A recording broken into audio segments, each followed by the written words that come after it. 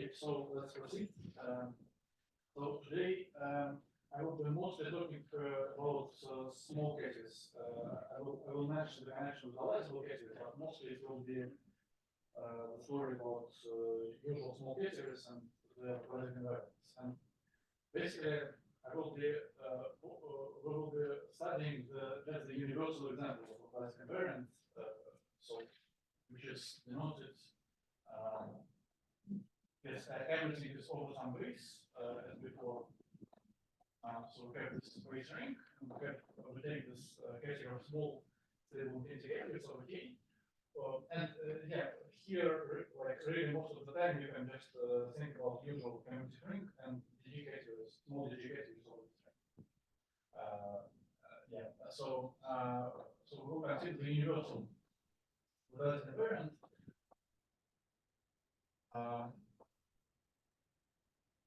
So more precise, it is universal and one functions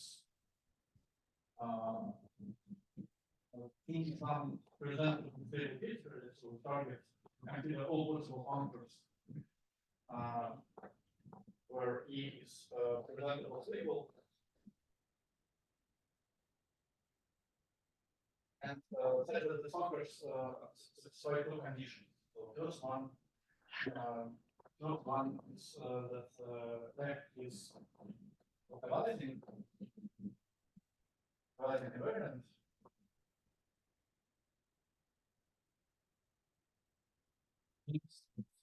Well, informally that F of short wave sequence is an exact triangle.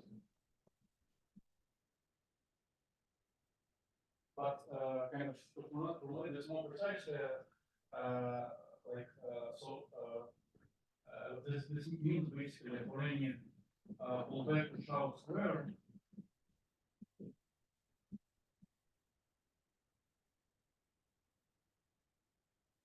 of the form like A, B, C, 0. So F of this square. F of the square is actually again full back or good with the Charles square because the table indicates it's the same. This is just a formalization of the statement that F of the sequence is an exact triangle. And second condition is that F commutes with rigid colimits.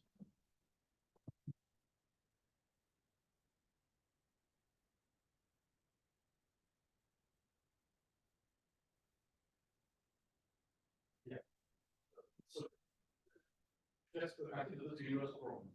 Then it follows from some general nonsense that such a universal category exists.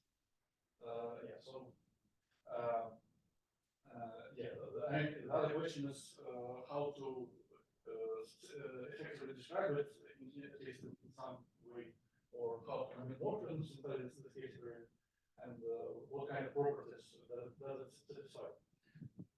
And so basically, until something, it was essentially known that the category exists, and it was also known that by Bloomberg, Gaitsgory and Rozenblyum, that morphisms from the unit object, from the motive of the perfect modulus of the base, is yet non-connected K-theory. So this was essentially one of the things which was known.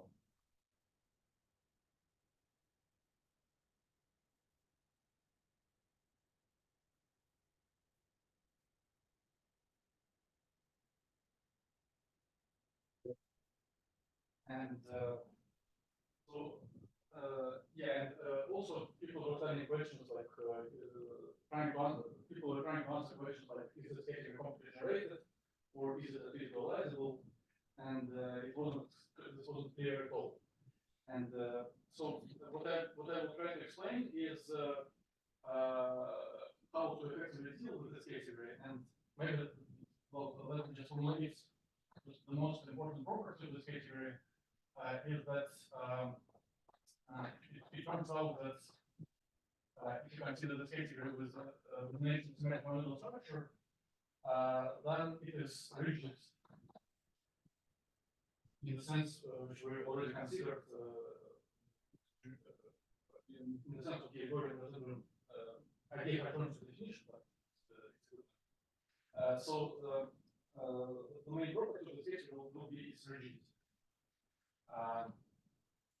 And here, so it is rigid, and in particular, it is dualizable, as we already discussed. And I didn't define the standard product, but it just, for example, you can define it using universal properties. It's only you define it uniquely in such a way that you look of A and the look of B is the look of A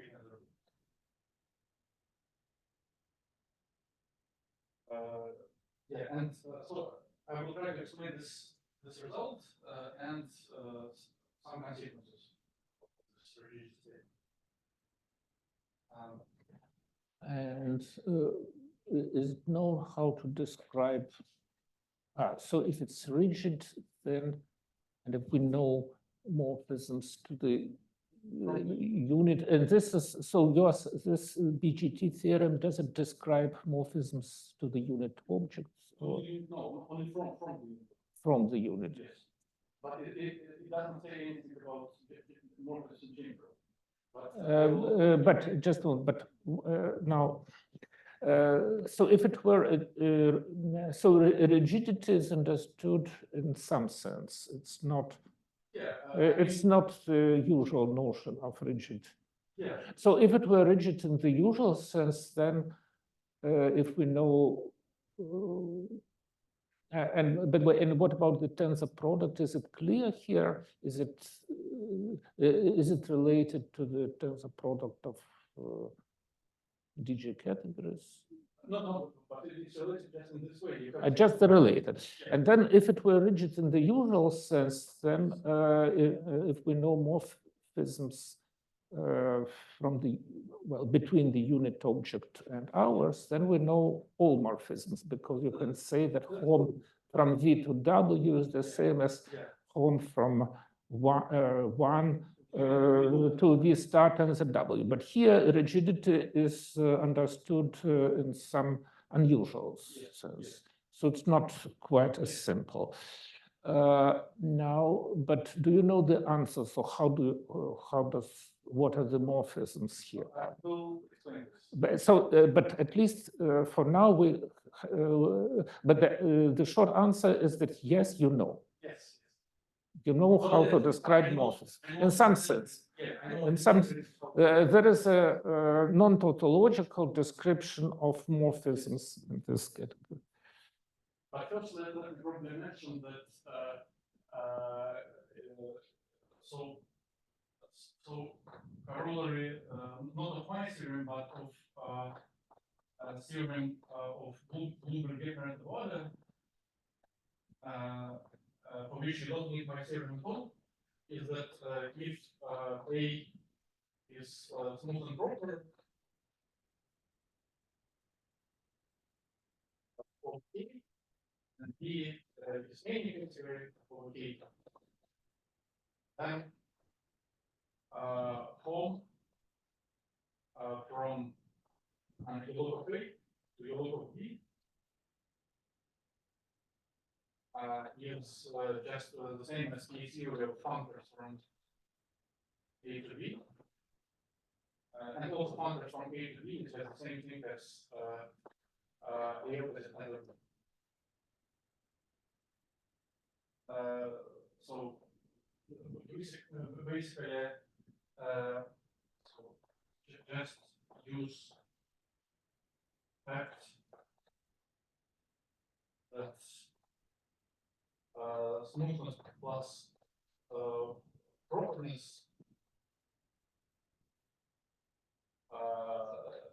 is the same as dualizability or rigidity. But I'm sorry for confusion with the terminology, because the term dualizable is used in different sense, but I mean the dualizability of an object. So smoothness plus properness of A is the same as dualizability of A in the world of small categories, not in the Lewis category, but in just in the symmetric monoidal category of small categories. Okay. So basically, as I explained, the complementary categories, like all of them are dualizable in the Lewis category, in the Lewis tensor product. But if you just consider the small categories in that tensor product, then being dualizable is the same as being simultaneous with smooth product. So typical example is direct category of smooth project squared over the base.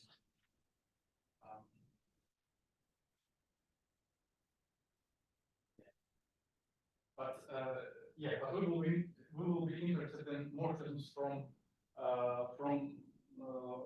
the source in the case when the source is not smooth and proper, but just basically in the general situation. Okay. So let me just recall the simpler version of this universal problem. We could also consider invariance, but with single conditions. But now we require only additivity in symmetric positions. So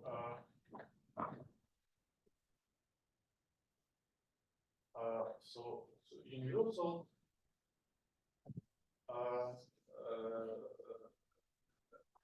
among functions like all the conditions, but additivity instead of localizing problems, instead of localization problems.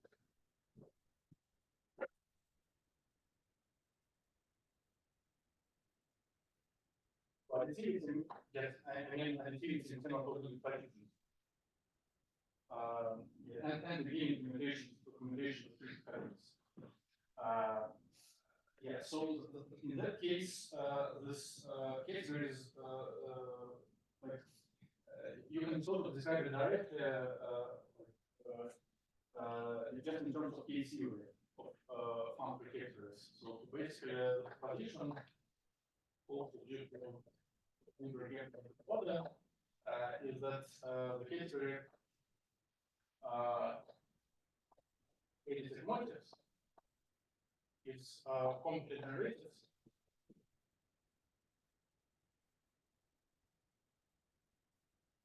by the objects U A, where A is finally presented over T.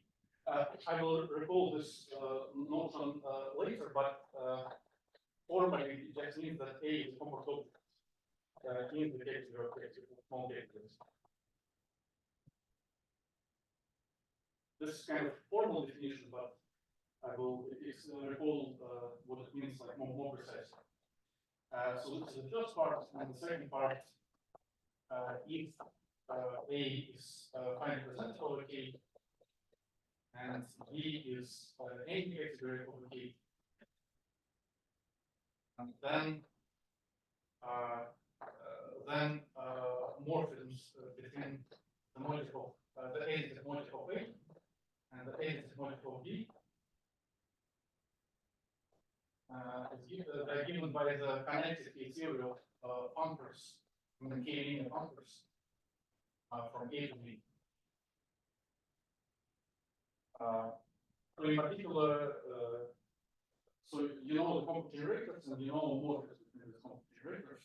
So you sort of can describe the theory explicitly if you consider the theory to be explicit. So that's how basic motifs work. And I should recall So recall the Gaitsgory table in Gaitsgory is over K, currently complete. It's itself completely generated. So it's of course not stable, but it is completely generated. So this finally presented is just the same. It's just another name for compact objects. And if K is the usual ring, usual commutative ring. So in this case, it's just easier to explain directly what are the finally presented values. So then A is finally presented. K is not a lead. A is a retract of some algebra of some case of this form perfect modulus over B, where B is semi-frequently generated DG algebra, which as a graded algebra is free, generated by some finite collection of homogeneous elements and differential of each element xi contained in this algebra generated by the x1, etc., xi minus 1. So basically, it's obtained from K by attaching new freely adjoining new new elements with specified differential. So it's like basically adjoining a finite number of cells. So it's also called finite cell geometry. And after retards, they describe all the finally presented cases. And the same description works over general basis if you understand the cells generalized.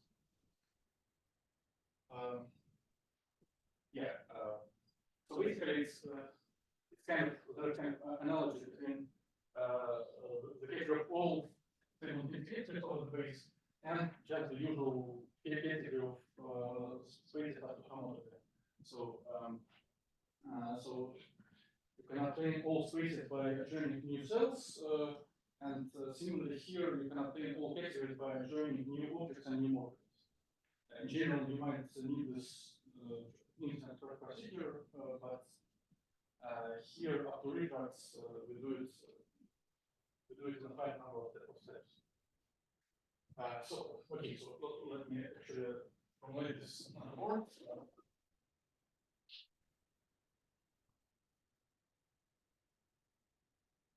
Here, this table of complicators are analogous to spaces. Oh no, it's my fault. So here, of course, it's well known that everything can be generated by taking this push-out of generating cofibrations, and generating cofibrations are basically illusions of n-1 dimensional sphere into n-dimensional disk, or just because everything is after homology, so you can see the indicators, we just say that they map from S(n-1) to the point. And here we consider the generating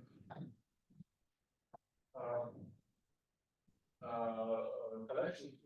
First of them is going from 0 to perfect modulus over K. This is adjoining a new object, and another one is let's say we just take representations of the quiver A2, which is just taking the category of morphisms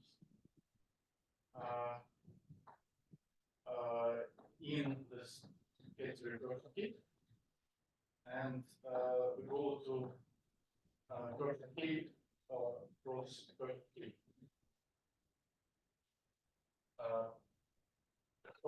Just I don't understand what you wrote. A rep of quiver A2 with and where is the other rep with coefficients in perf K?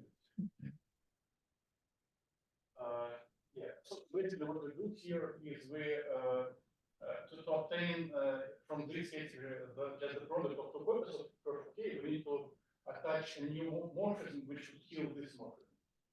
So this, so basically, when we take push out of this, we are basically adjoining new morphisms, like free adjoining new morphisms with precise differentials, if we work over the usual differential. But the same makes sense on a general basis, in particular over the CS vector. Yeah, and so then we have here we have this finite double complexes.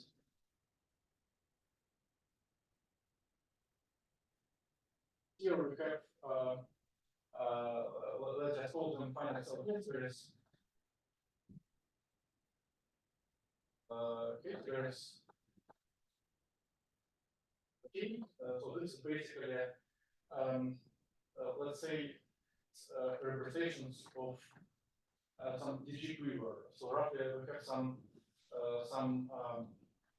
let me just very informally write this. So we have some collection of intervals without any relations. So let's say this is x1, x2, x3. And again, we have this condition that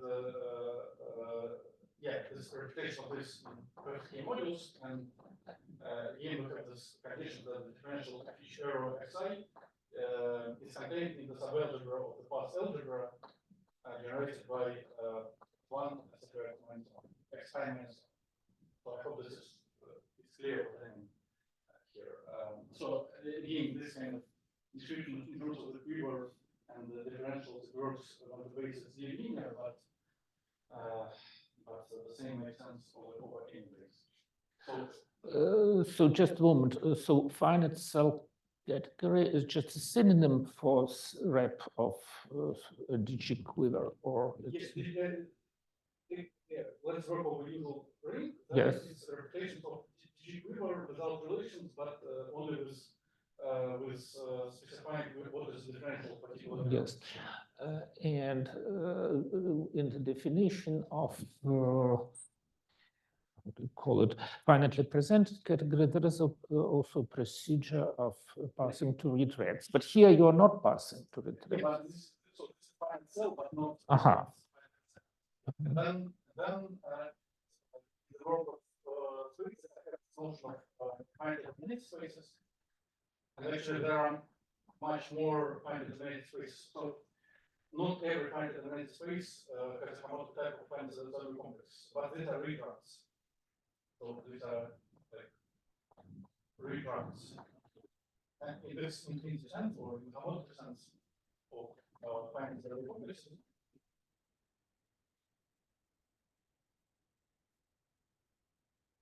there is a whole abstraction which tells you when a finite element space is actually equivalent to a finite double complex. And here we have finite present space.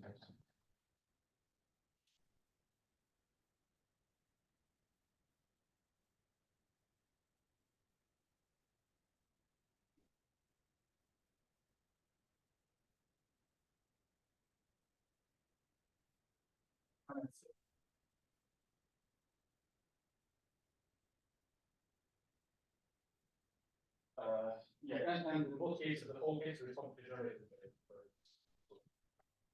Yeah, the whole case is very. Yes. So in both cases, it's a description of common objects, and this is part omega. And in both cases, the case is completely generated. So it's Ind-completion is finally presented.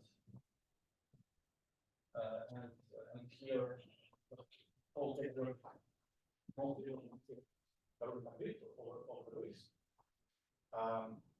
is Ind-completion of the finite values. Let's write the formal properties of the iterative stable indicators. Okay. Yeah, and so here we have that their motives are common derivatives of the universal of the target of the universal.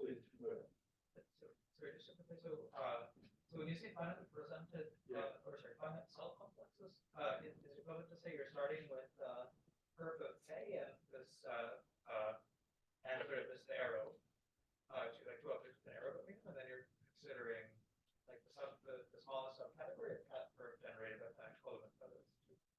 Yeah. Yeah, you can describe it like that. Yeah. But I'm just describing them as a push out of particular production point. I think it's more explicit. Okay. So now I want to explain actually how to try to understand this case. So how can we try to prove this rigidity statement? Yes, I have a question. So eventually you will, in some sense, describe morphisms in this mysterious category, in some sense. For instance, suppose that you have two single algebraic varieties, and you want to describe, then we would like to describe morphisms from perf of one variety to perf of another variety. And in this case, probably you will tell us something about the answer to this question. Will it have some geometric meanings? Yes, yes. And actually, the formation, I mean, the computation will play a very important role in this situation. Computation of the source. So yeah. So I want to explain, but yeah, I will explain it just in this more abstract, non-famous context. So basically, how to try to understand how the category works. So recall. So just I have to recall this. So I already recalled what osmosis and properness in the previous lecture, and now there is this addition due to Cohen and Mathieu.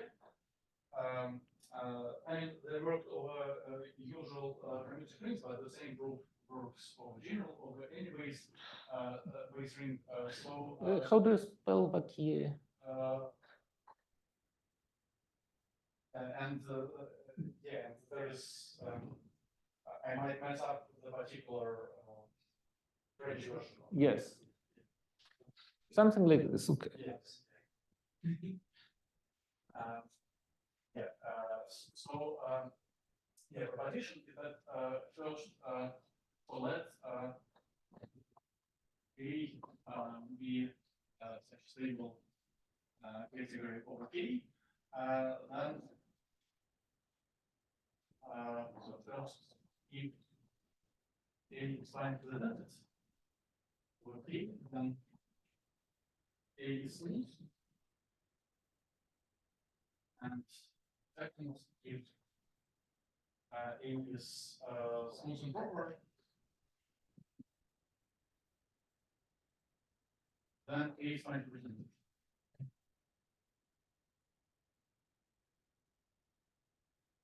And actually, the second statement, so sketch, the second statement is especially easier because we can just prove compactness directly and just use the fact that anchors from A to B is just the same as the opposite tensor B, and the tensor product commutes in the chart. So second statement is clear, but yeah, but third statement is more interesting, and like one can prove it directly using this description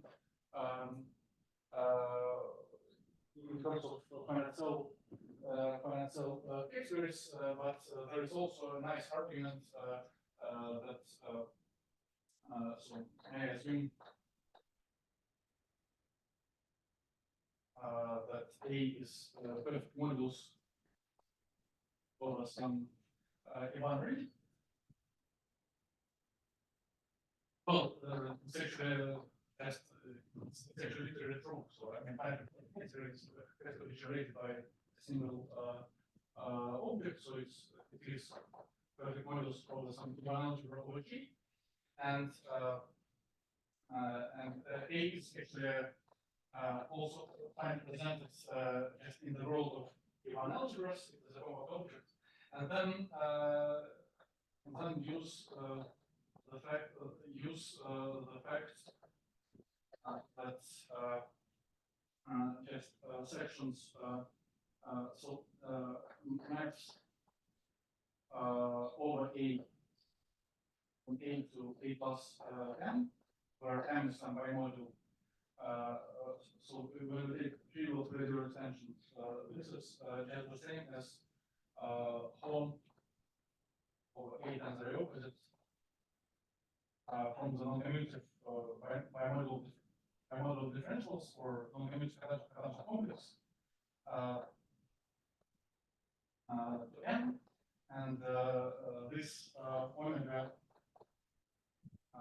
Cartesian complex like for the opera Ivan, this is actually a very simple thing. It's just the fiber of the map from A tensor A to A, which is multiplication. And so then you easily deduce that so if A is compact in the world of Ivan algebras, then this guy should be compact in the world in the nature of bimodals, but this is the same as compactness A, because the difference is just the pre-model rank one. So it's kind of yeah. So just have a question not about the proof, but about the statement. So you are saying that smoothness is alone doesn't imply that probably doesn't imply that A is finitely presented. Now, is it true that if you have a smooth variety, then the corresponding well, surprisingly, this is non-trivial. So this is true over perfect fields, but it is actually an open question of a general weight commuting. So which is quite surprising. Just the fact that yeah, for example, all integers. Yeah. So I mean, in zero, it follows from the fact that you have a smooth modification. So you represent the case as version of the smooth proper.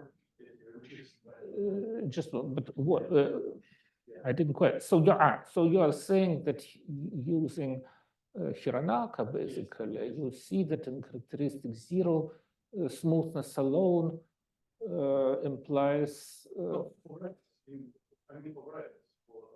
Yes. So if you have a smooth variety of a field of characteristic zero, then what? Then the corresponding category of perfect complexes, which is the same as the category of coherent sheaves, is finitely presented. But otherwise, and also you are saying that for over perfect field characteristic P, even though we don't have Hironaka, but using alterations, one can show it. And in general, this is simply unknown. Yes.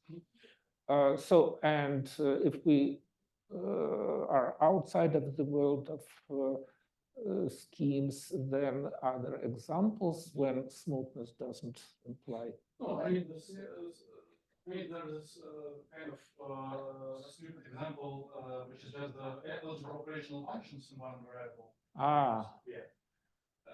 But so it's smooth but not proper. Or smooth but not smooth. Mm-hmm. But this is kind of the same as for the usual.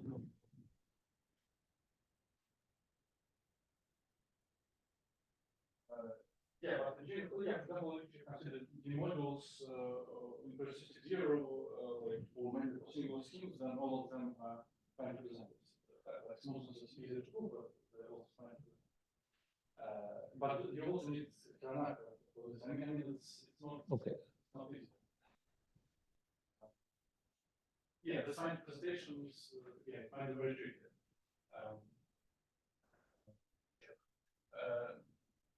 Yeah, but for us, it will be important that we have abundance of this. cases, so everything can be approximated. Yeah. Okay, so we have this the basic properties, and now it's natural to define the notion of smooth computation. Let's well, which makes sense for smooth categories. So let me be a smooth category or G. And a smooth computation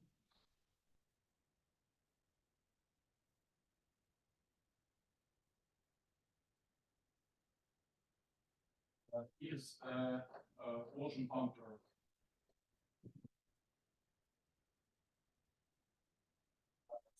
We have means we have short degree statements.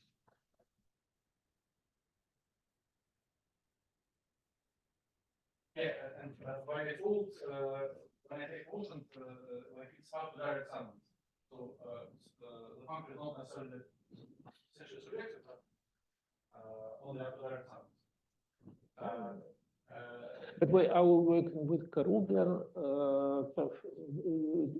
did you get, I mean, I didn't put them complete. Yeah, we're working with complete integrals here. So whenever we take the quotient, we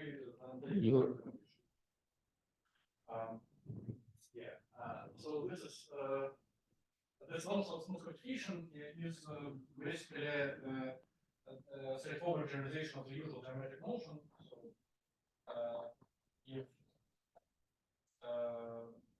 x and C is smooth here or what? Sorry, C is smooth and proper.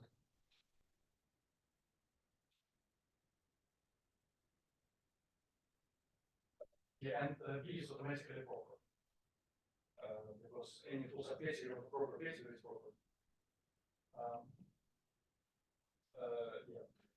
And basic example, if x inside x bar is the usual smooth multiplication,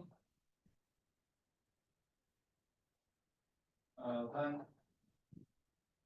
the fullback conquer perfect modulus of perfect complexes of x bar, the perfect complexes of x, use this categorical. Yeah, let's call this categorical.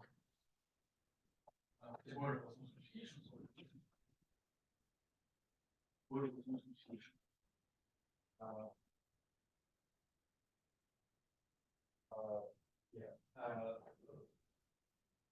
Yes, so in particular, yeah, for example, given some kind of length category, we can ask if smooth computation exists, and actually there is a very general positive result of all this.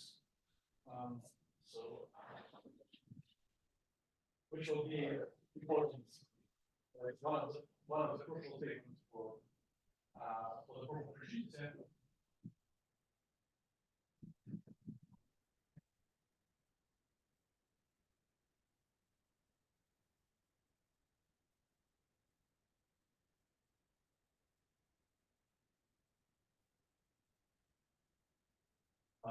So proposition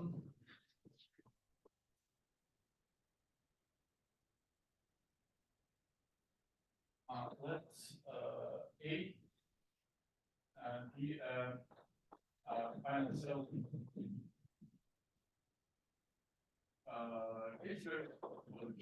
So I'm saying finite, not finite related, but finite cell. So I mean, So without passing to retract. yes, this is important actually. So I think by using finite domain objects and finite domain objects, I mean you might as well assume actually that it's obtained by adding one object and then finite collection of more. Doing this, then there exists a sequence to smooth computation.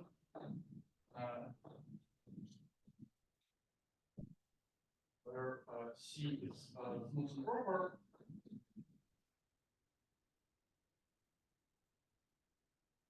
and in fact, C is generated by finite convention.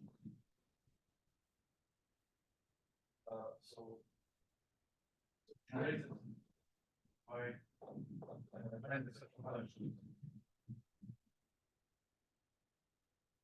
That we have finite collection of objects which generate the vector and such that indemnities of this object, this indemnity are just the base ring, and there are no homes from right to left, home from behind to shape. Zero for I greater than 2. And for remark,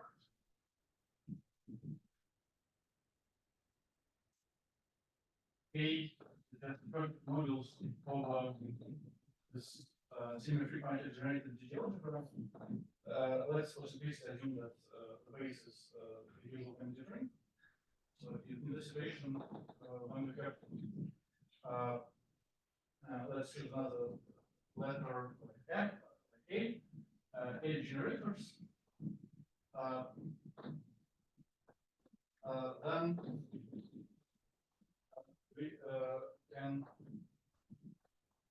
construct C with step one of the number on the number of acceptable objects, so that N is the most 2 to the N. So we can construct the smooth computation such that the number of objects is the most 2 to the N. For example, if A is modules over the usual ring algebra, so degree of each side is 0, say transport type is 0. Then we have short sequence where so we have this A, and it is naturally a quotient of rotations of this mirror with 2 vertices and n+1 arrows. So let's call them E0 here. Rotation of this mean vertical. And the kernel is generated, let's just say that it's generated by some Gaitsgory. So the kernel is generated by one object, which is clone of E0. So you can see that E0 as a map between representable modules, and you just invert the map. So informally, you just you invert E0 and you get just one vertex with n loops. Just but A corresponds to the affine space, yes, and non-commutative. Yeah, for affine space we would need more. So we would need such as And what is Sasha's special? Sasha, what is your exceptional collection? O1, O2, etc. O(n), O(n). Which are yes, but still much less than 2 to the power of. Yeah, I mean, okay, okay, some upper. Yeah, and of course, if n equals 1, then we get the usual computation by the 1. Yeah, but in general, the proof of this actually is not too difficult, but you need to. Is it constructive? Yes.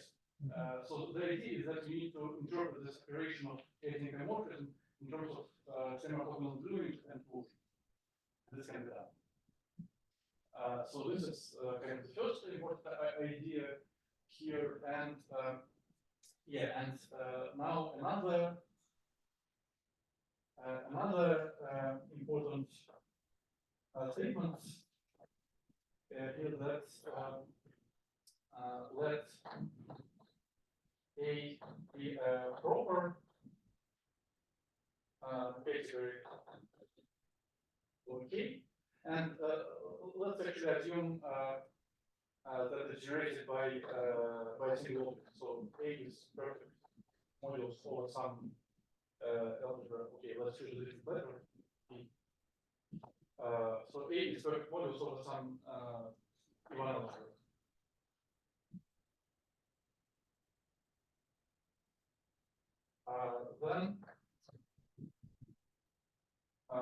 Then A is can be approximated as a colimit, can represent the colimit of the sequence, say C1 and 2, 1. That is such that the n is finally presented, okay, and each functor Cn to Cn plus 1 is trace class considered as a module in the symmetric monoidal Gaitsgory of small segment indicator. So the notion of trace class map was defined in arbitrary closed symmetric monoidal Gaitsgory. In particular, it makes sense here. So what does it mean? But I already saw. I will recall, and I mean, while explaining this, so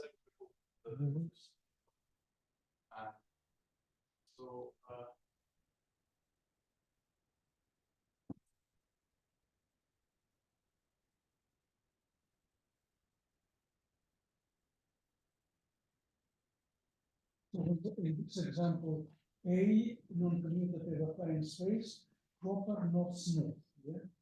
no, it's smooth. No, it's fine. No, smooth, not proper. Yeah, Yeah, but not properly. smooth, not proper. Yeah, and that is smooth and proper.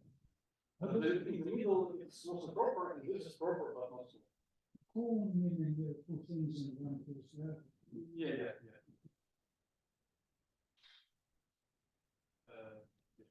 So if n equals 1, then this is varied by factorial.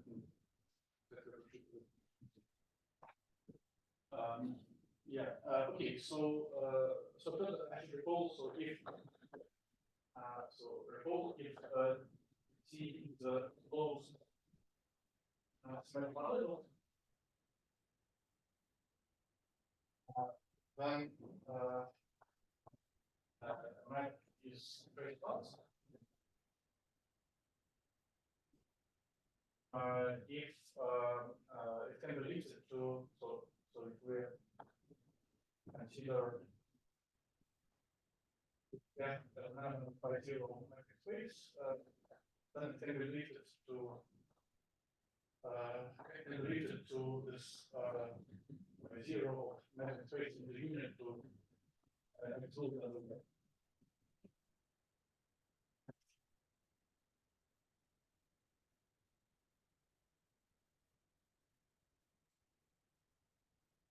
So this is an abstract definition of trace class.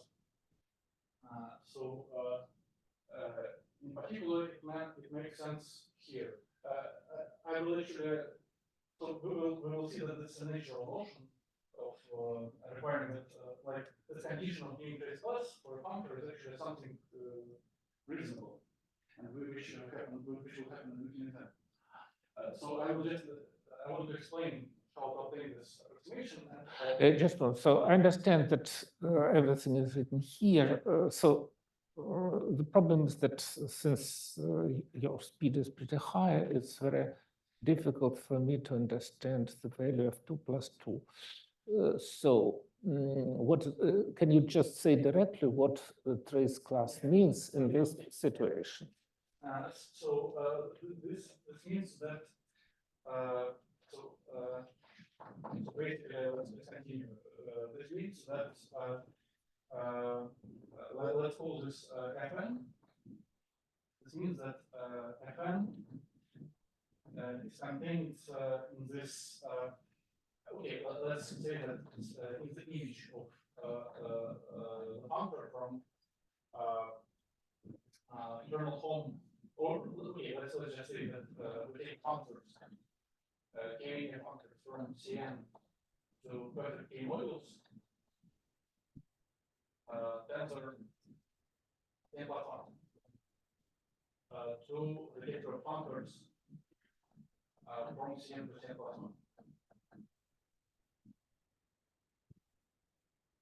And okay, here the word image can be understood just as essential image, but this is just because CN is smooth. But okay, in general, the word image should be understood that I'm just taking the full surface area of functors from CN to CN plus 1, which are generated by proposition through perfect T models.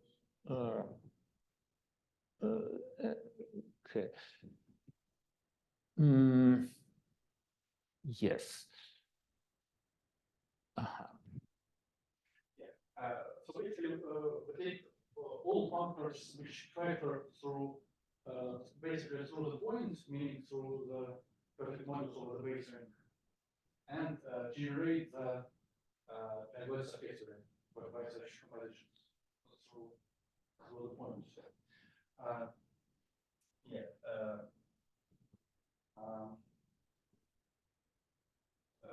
And in fact, this functor is fully flexible, but the show from smoothness of CN, but it's not so important now. Now this proposition can be proved in two different ways, and let me choose. I will choose the more constructive way, kind of to explain directly how this works, how the approximation works. So we have our proper, let B the proper algebra. Now I want to construct its approximations, let's call them Dn. Define Dn inductively. Just once, in the formulation of the proposition, the proper of B. So B is. Well, I would write like this A, but. Understand? Yeah, good. I mean, Latin combination was called A, but on the board. Yes. So and define the N inductively. So let's say V1 will be just the base ring, and then the next that approximation Vn plus 1 constructed as a deformed tensor algebra. I will explain what this means. Deformed tensor algebra of the cone from Vn to V. So we construct inductively the approximations of B, so each of them is equipped with a map to B, so we call them compatible. So we have this approximation Vn with a map to B. Then we take the form tensor algebra where the deformation parameter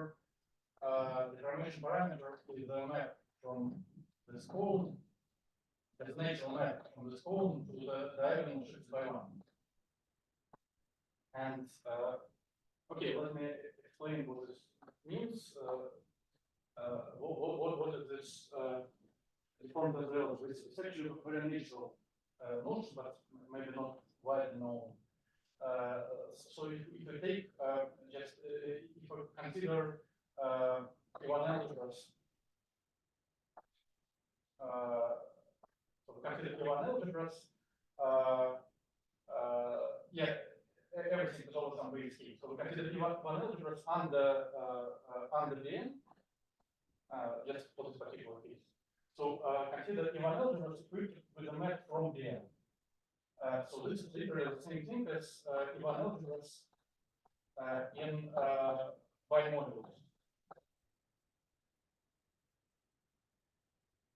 Now, if you can apply the Pareto factor to zero algebras in bimodules,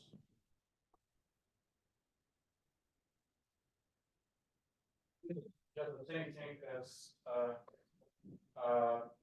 bimodules with a map from the diagonal. And because of stability, this is the same thing as bimodules over the diagonal shifts by 1.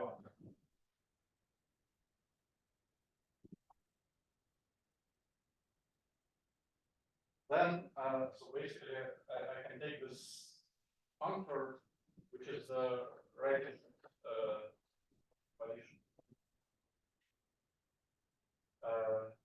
So it's given by this deformed envelope.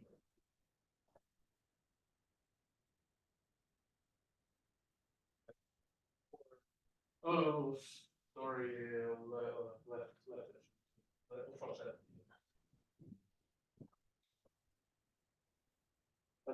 So, I mean, in fact, it's quite intuitive. So imagine everything is like over the usual ring, and so we're talking about the algebras and modules, and so yeah, you can assume that everything is coherent. So you take this bimodule, it is equipped with a map to the diagonal x by 1. So just consider the tensor algebra divided by bimodule and take the deformation of the differential using this parameter. So I didn't understand anything, but probably I don't have to. So the only thing is that I understood, hopefully correctly, that if somebody has a peace of mind and time to think and so on, then everything is very concrete and understandable.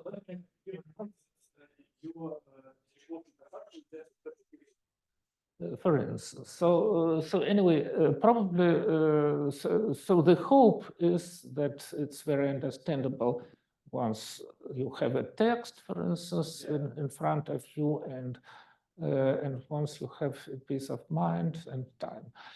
But in real time, I cannot understand. But it's okay. Probably I don't. Just to explain, I would like to explain why your construction is kind of a special case.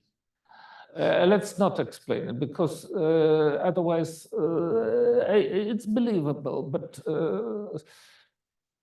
yes. I mean, like what you do is you're adding complexity commodities for identity morphism, but similarly you can just so this what you're doing is you're taking deformed tensor group representable by the yes. of two purposes. But you can do the same thing for any bimodal. And this is just more general construction. But the logic of the approximation is actually pretty straightforward. So what we're doing is we consider, so we have this approximation on the nth approximation, and we just consider the difference between the approximation and the ND. And we want to kill all the homology classes in this difference. So we just do it in sort of universal groups. And then we obtain a lot of new classes, and then we just proceed inductively. So that's. This is a construction that would work for any. Yeah, this works. I mean, for any starting from any algebra, you get a sequence which approximates this algebra. But if B is proper, then so yeah, okay. So since B is proper, each Bn is in fact finite representative, which can be shown by induction. Because on each step you take the form tensor algebra of the perfect bimodal. So to prove this for Bn, you use the fact that column Bn from Bn minus 1 to B is a perfect bimodal for Bn minus 1.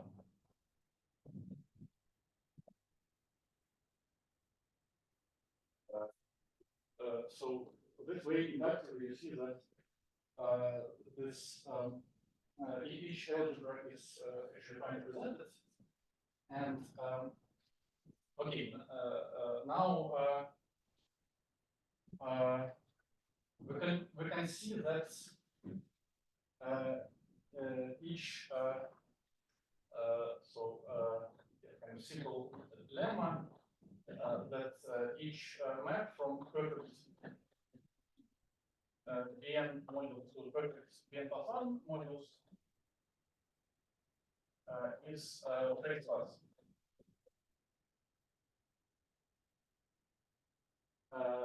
Yeah, and so to see that it holds, we just so okay. So we want basically to see that this Bn plus 1 as a bimodule over Bn and Bn plus 1 is contained in this case here, which is representations of Bn in perfect K modules and tensor perfect Bn plus 1 module.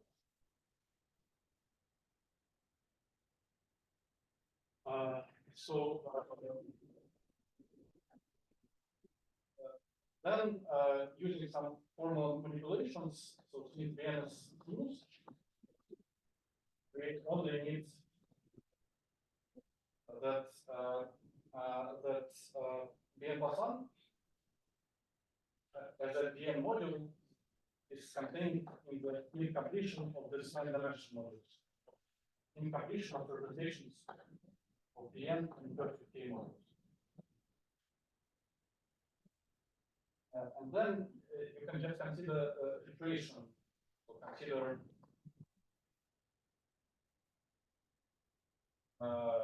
let's say FA on Bn plus 1, which is like just 10 to the powers of degree at most A. Yeah.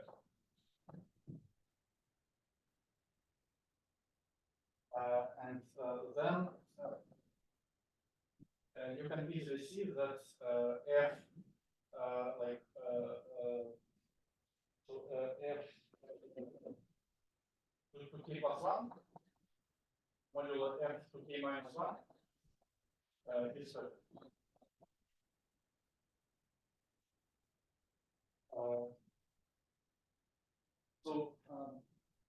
Yeah, and F minus 1 is yes, so this is kind of very direct construction. You use only the properties of E1 operator. Sorry. Yeah.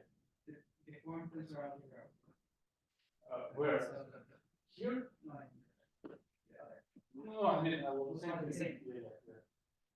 Well, yeah, we just take the 10 to the powers of degree of monoidal. Yeah, and then so yeah, you can see everything very explicitly if you just write it down. That the condition that all the functors are phase class is translated into just very explicit analysis of this very direct analysis of this algebraic situation. So okay, just to make it slightly more explicit, so let's just say that F0 is given by Bn, but yeah, F1 mod F0 is on of the map from Bn to B, but F1 itself is B, which is perfect over here. So then, yeah, the statistic subvolutions are not perfect over the base, but if you consider only the odd pieces of separation, then they will be perfect over the base. Okay, so this kind of exercise, because it's maybe it's not easy to follow this directly. It isn't. By the way, is all this is this work written up? Yeah, no, not yet. Oh, so it's not yet. It's in progress. Yeah, and it's almost independent on the other results about all these packages, but still there is a connection. So yeah, but okay, but this part is. Is it would it be possible to send us maybe Yeah, a preliminary version? For instance, you can send it to me and I will forward it to I will everybody. send the file with the crucial arguments, which are very easy to write down. About, which apply very easily. Yeah. Okay. So yeah. So we have two important propositions. So first one about existence of smooth distributions of any finite cell categories of any finite cell category, and another about approximations of any proper category by finite categories such that all the functions are critical. Sorry, can I ask a basic question? So about this proposition, so is it correct that any functor from its finitely present or smooth category to a proper category is trace class? That's true. And from finite present to proper. Finite presented to proper. Yes, that's true. So if you have any sequence, so if you have a proper category, you can write it as a sequential colimit of finitely presented categories. Right? Yes. This is another proof. Okay. That those maps will, the transition maps, if you pose them far enough, will become. Far enough, yeah, far enough, they will be that's another way to do it. Yeah. Okay. But now I will explain that just knowing these two facts, we can prove rigidity.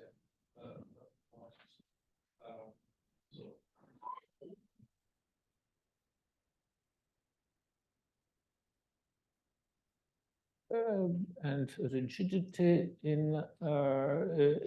not in the traditional sense of the symmetric monoidal categories, but in this setup. So you gave the definition last time, but frankly, I forgot. I mean, when I will be explaining, I will. Yeah. So.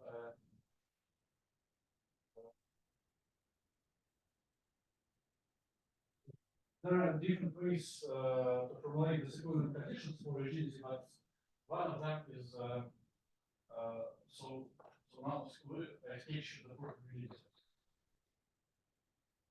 So we need two conditions. One of them is that the unit object is compact. So we need this the log is compact. But this is actually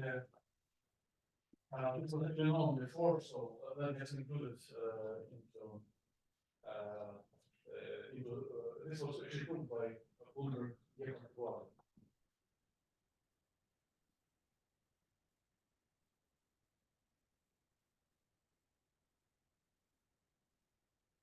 So the compactness was known. So yeah, home from the unit object is K0, which commutes to colimits.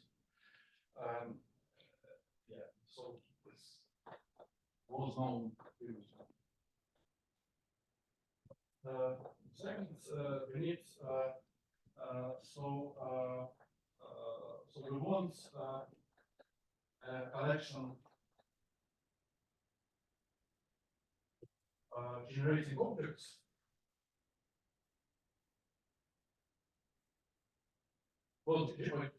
generating collection of objects.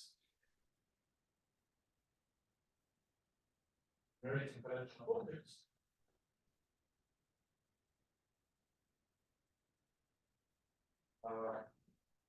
Let's say xi. Such that each xi can be approximated by some sequence, let's say Z1, Z2, so on, where the maps Zn to N plus 1 are trace class. This is one of the equivalent formulations of rigidity.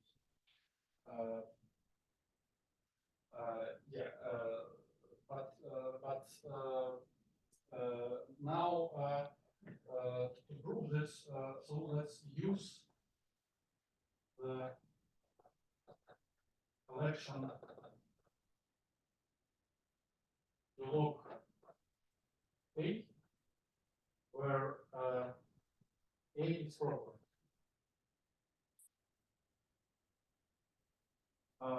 So by the so existence of smooth associations. So let's call it S, this collection. Existence of smooth associations implies that S generates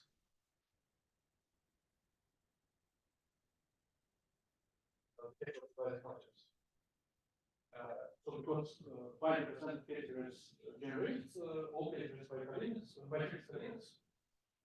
So their motive generates everything. And we know that 5% categories up to retracts have a resolution of -1 by proper categories. So the proper categories generate everything. But then but existence of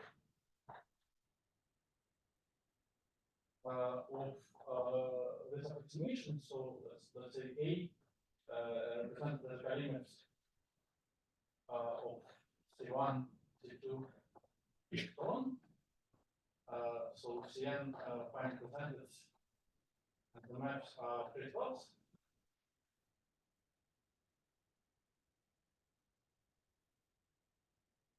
Implies that your log of A, so supervised motive, is represented as colimit of the localizing motives of Cn. If you look at C1, you look at C2. And it's automatic that these conditional maps are also very fast.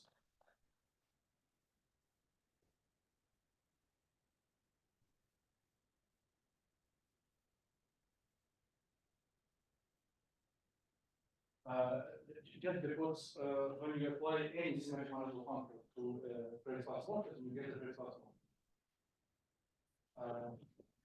And so this basically proves rigidity.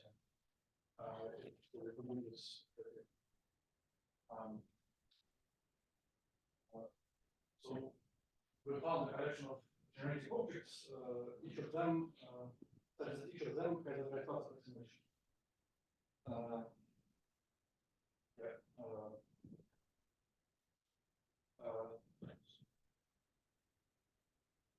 I think it's logical to make a short break. Very good.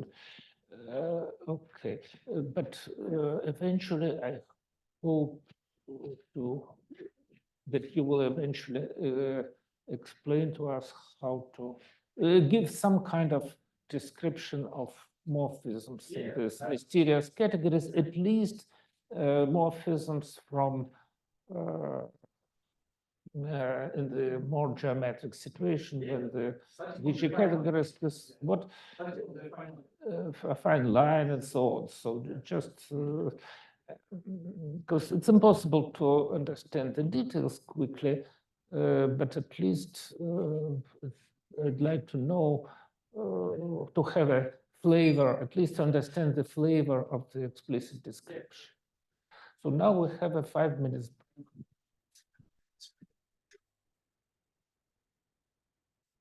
Ah.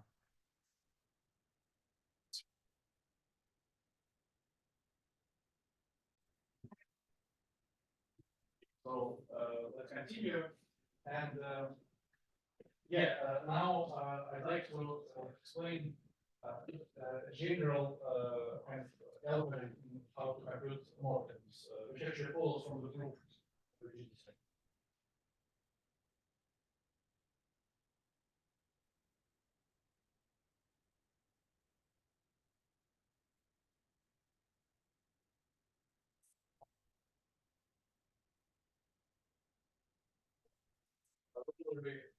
Of the proof.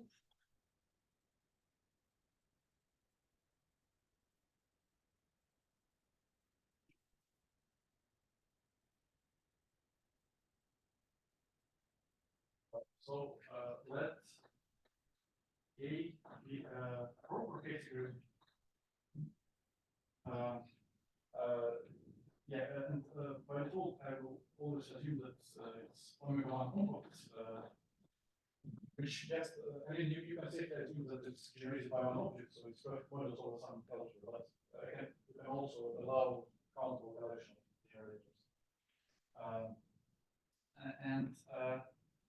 And B, any category. B, and choose a sequence, so choose A1, A2, 1, that AN is trying to present it. Colimits variant equals B.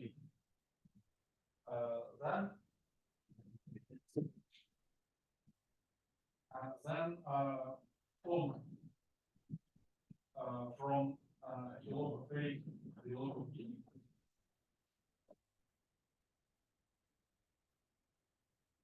And compute it as inverse limits of K theory of functors from AN to B. But it's also actually the same thing as K theory of factor functors, which so to say factor through the point. So functors from AN to B models. Tensor B. Sorry, the limit of this.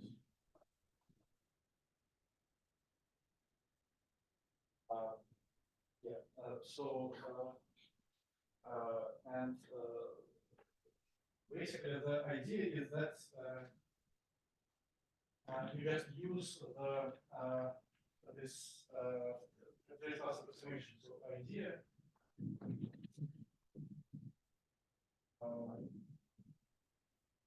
may assume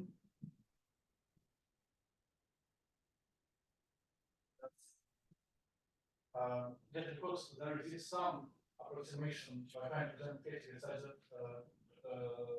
such that the transition functions are J class, we can assume that this holds for this system.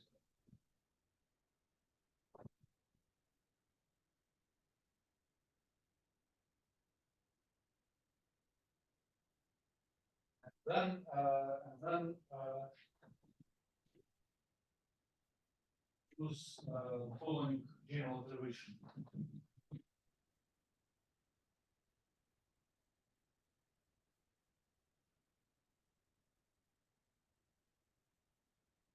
Which is like really quite complex and works in one general class of categories.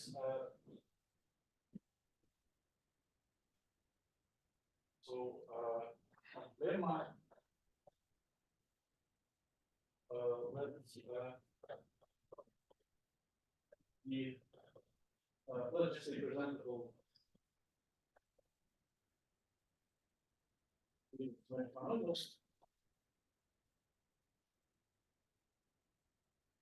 and I suppose that we have objects. Yeah, let's assume that the unit is complex, but it's probably not even important.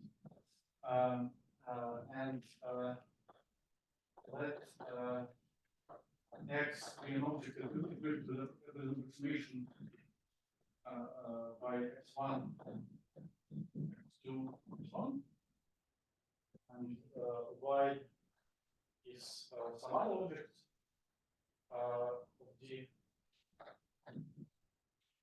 and suppose each map, let's call it F1, 2, and so on. Suppose that Fn from Xn on X plus, and moreover,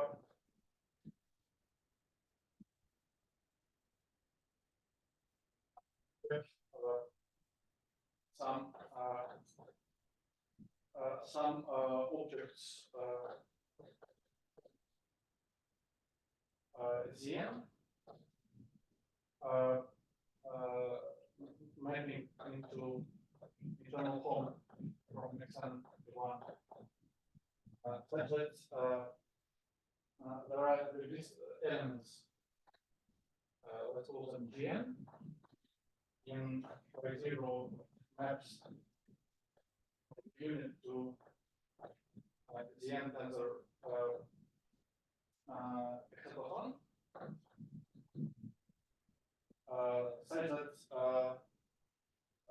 such that if we so we can go first by zero of maps from unit to internal home from Xn to 1 and Xn plus 1. Then to just to by zero maps from Xn to Xn plus 1. So this Gn should lift Fn. And so if we have this, plus, so we suppose that we have this, and here, and compatible maps in those directions. So Z1, Z2. So then, it looks like a lot of objects, but I will just explain what happens in that particular example. So, so if you have this,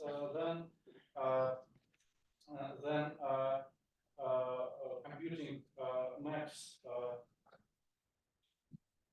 from X to Y can be expressed so the maps from X to Y can be expressed as a limit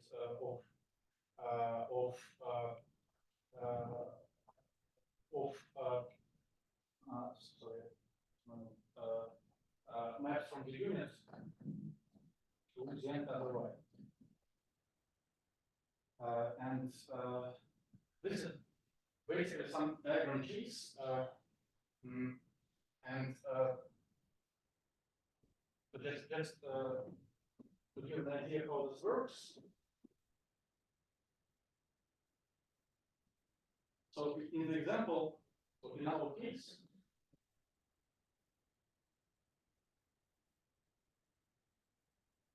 we have so these auxiliary objects then are given by this log of the Gaitsgory functors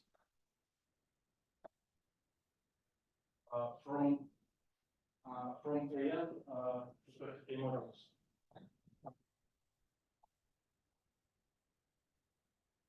And they are mapping to the internal home from the log of AN to the unit of and so to say this internal home is kind of out of control. But this is something which we can control in examples. And so basically what happens is so when we take so for each particular n, this is very far from being equivalence, but in fact, what I was saying here applied to this example is just saying that your log of when it takes pro object, so when I take these objects and consider them as a pro object, then the map to this pro object formed by internal homes is actually equivalent. So this is equivalence of pro.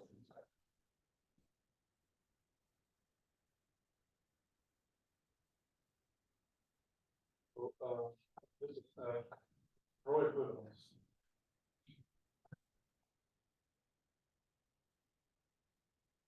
And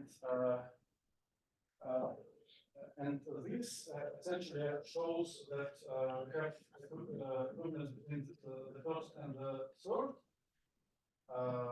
So between this home and this version of the inverse limit. But because of the condition this n to n plus 1 are trace class, there is actually no difference between this project and this project. So that's roughly the idea. So again, the fact that we can approximate proper case series by trace class morphisms actually means that we can. So again, we can replace this internal homes from the approximations to the unit. We can replace them by the naive thing, which is just the motive of the Gaitsgory functors to the unit. And using this, you can express this in terms of the limit of AC respect. Okay. Sorry, just is the idea that U lobe doesn't commute with internal homes? Yes. What if your source was rigid or dualizable? Well, then yeah. But somehow it's like that because this is a polynomial on trace class maps. It sort of gives it some process that it. Yeah, that's the idea. Because maps trace class can replace this internal home, which is difficult, with an naive, which is your lobe of the internal home. Okay. Basically, this functors to the unit object. This is like this is internal home to the unit object, but taken in case series. And so taking kilo doesn't commute to take this separation, take internal home to the unit, but in the limit it essentially does commute, just because the condition maps are trace class. The condition functors are trace class. So that's roughly the idea. So, I mean, you can sort of pretend that you are dealing with a sequence of smooth and proper cases. I mean, so this is, of course, not the case in general, so you can represent it as a limit of smooth and proper cases. But from the point of view of projects, it behaves like it is a limit of smooth and proper. So that's the idea of this, behind this notation. And description of morphisms. And now I want to explain what happens in various examples, like taking when the source is a fine line, more precisely, reduce the fine line. So you sketched the proof of this, yeah? Yes, yes.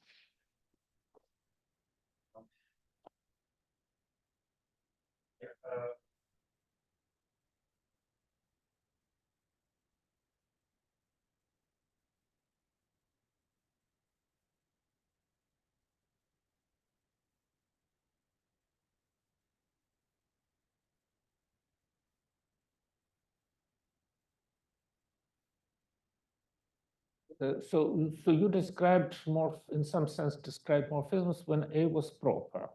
Yes. And if it's not proper, then what? Then, well, if it's finely presented, I can try to quantify it. Mm-hmm.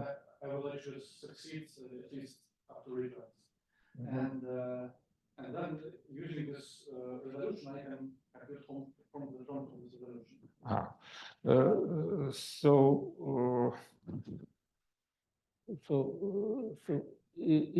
Just again, so if A is finitely presented, yeah. Then up to retract, it can be computified. Yes. And then I can use this description. So let me give example of trace class approximations.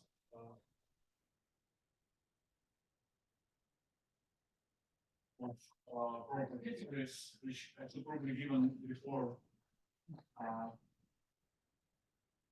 So that's K is just integers, and A, the is K the ground ring here? and A is the category of X torsion with complexes over Z of X. Then A is colimits of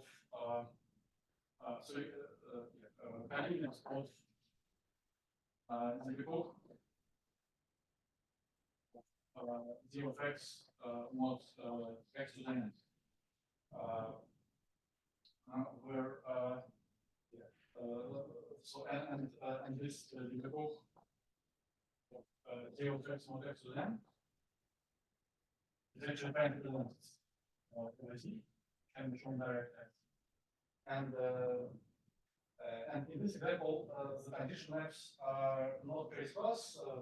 And okay, it's not exactly easy to compute, and at least one can compute the amount, like for example, going from the second neighborhood to the sixth, actually trace class.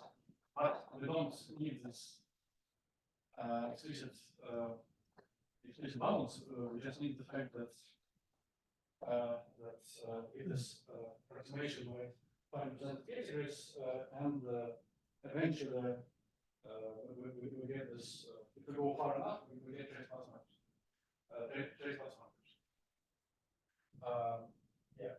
So now basically this example can be applied to the following situation. So proof theorem that let me formulate it over the CA spectrum, but it's actually already interesting over Z. So let R be connective one ring.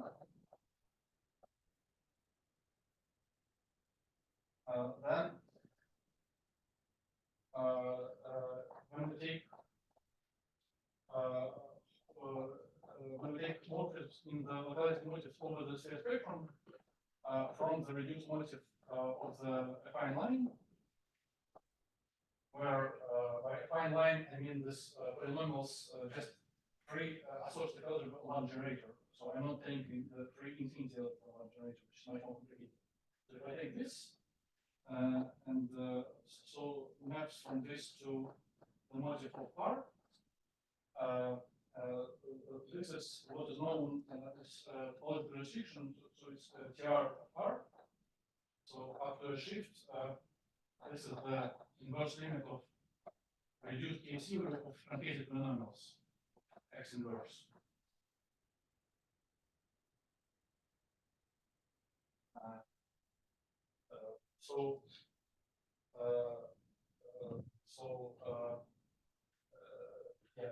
This is part one and part two. So if R, which is a corollary. So if R usual commutative ring,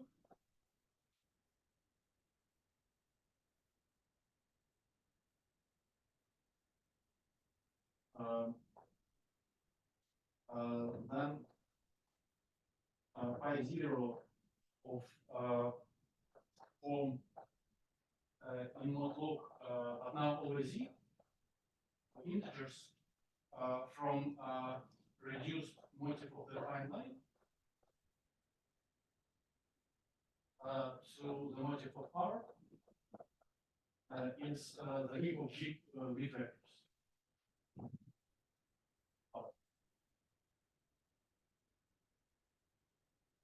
And remark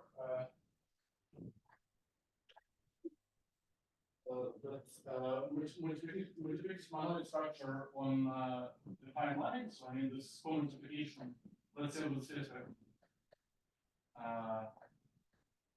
X and the rest of X. So this corresponds to products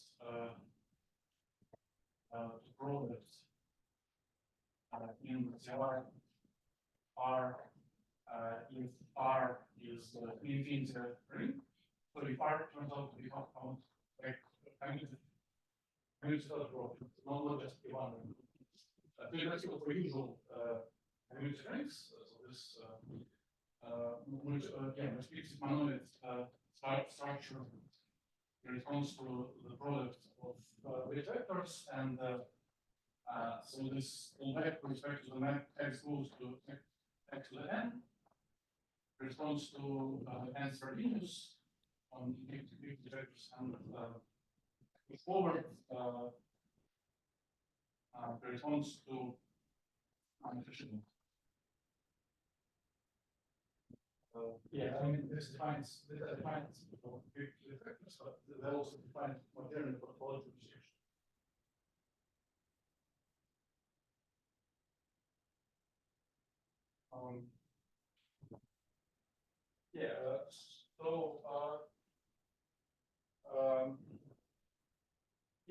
So let me sketch. First, let me relate an elementary angle of this statement, which is actually classical.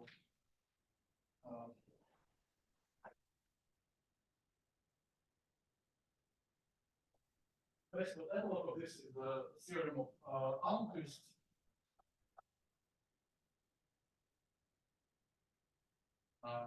So if R commutative ring,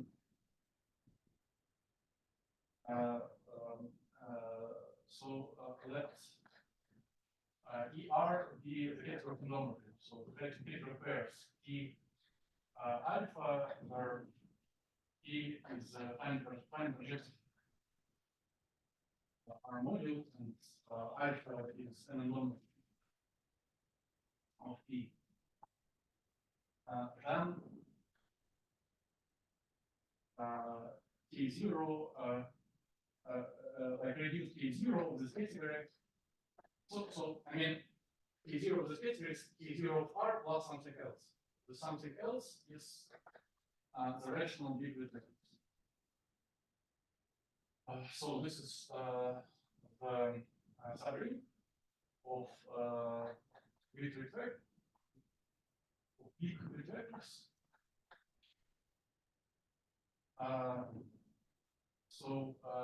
Just formed by which consists of rational functions, just ratios of inverse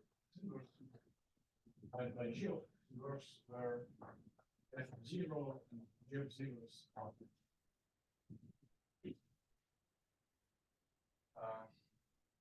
And basically, you can observe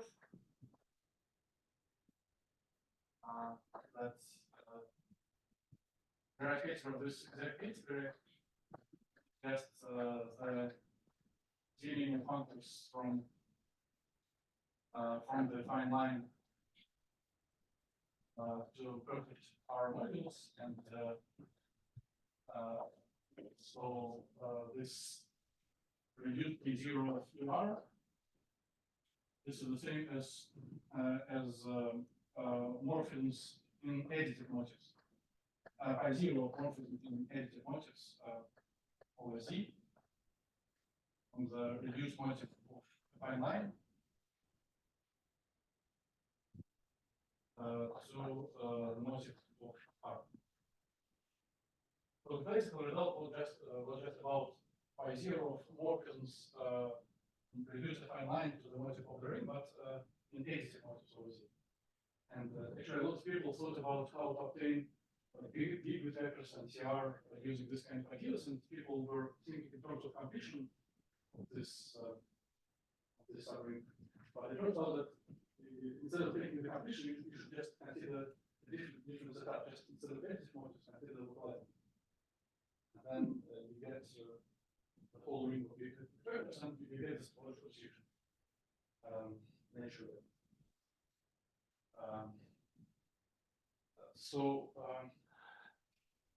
But just so let us return to the naive question. Suppose you have, let's say, two algebraic varieties, and I want to compute morphisms in your sense from perf of one variety to perf of other variety. You gave a kind of general procedure of. Well, this kind of expression keeps. No, I understand, but your procedure has several steps. You have to find an approximation and so on. Is there? No, I will give more explicit. Is there a way to understand what you?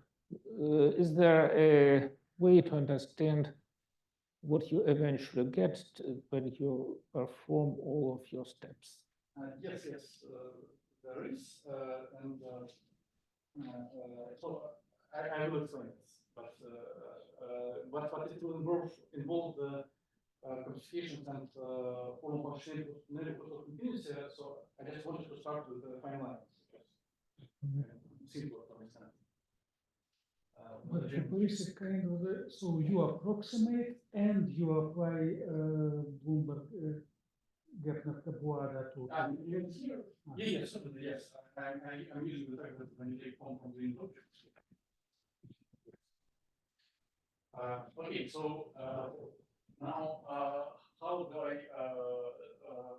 compute this? So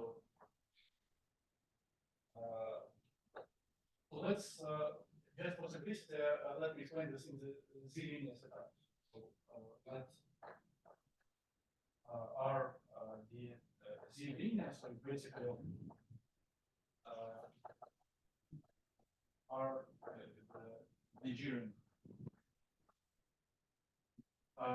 Then and we are talking about motifs over Z because instead of motifs over space, we can just by using the usual function we can consider motifs over Z.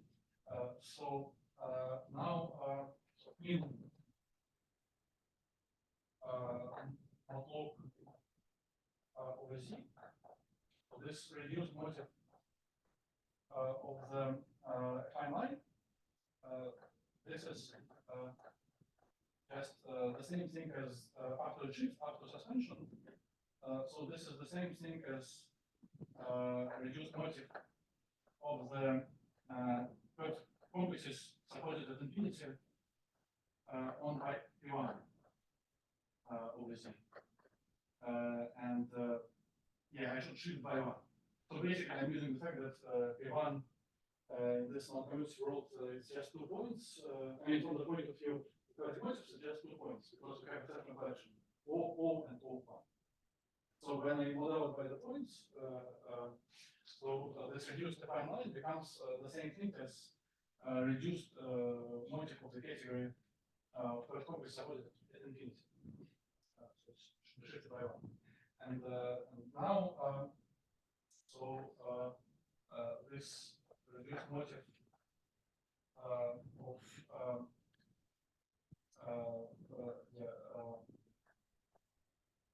complex supported at infinity, this is the colimits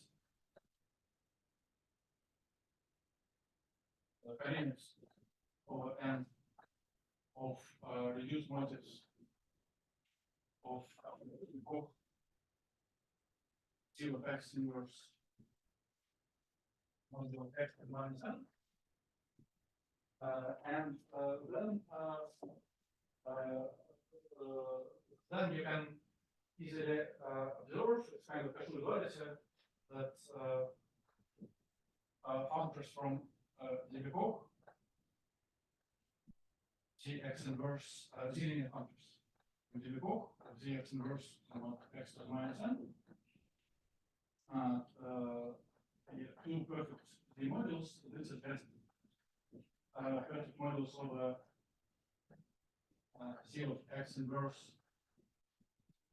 not x to the minus n. And then we just apply the general result about how to compute. So then we apply the general result.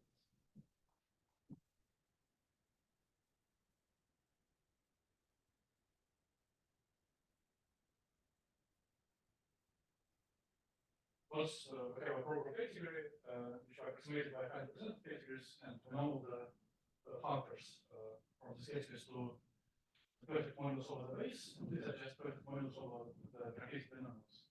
Yeah, and then we just load out by the point. So what we get is basically this after the shift we get the inverse limit of use case zero against the numbers. So that's how it works in this particular example. Also say purple R instead of purple B and last couple of Sorry, purple R. No, but I'm just using this version. I can take just maximum performance of the base and then just take it as a product.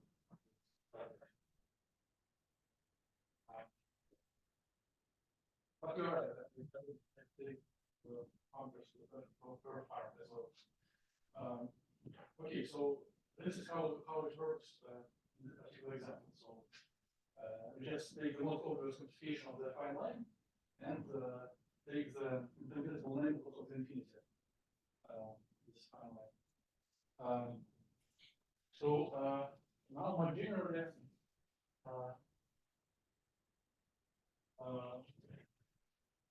yeah, let me give the general definition of KK theory.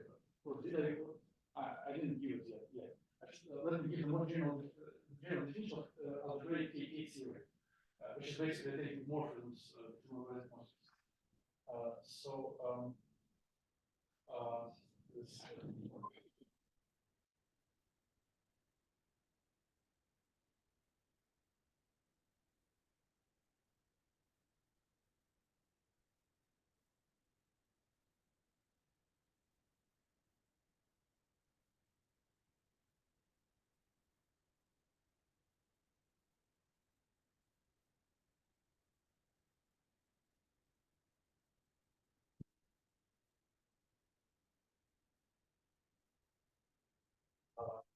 Definition.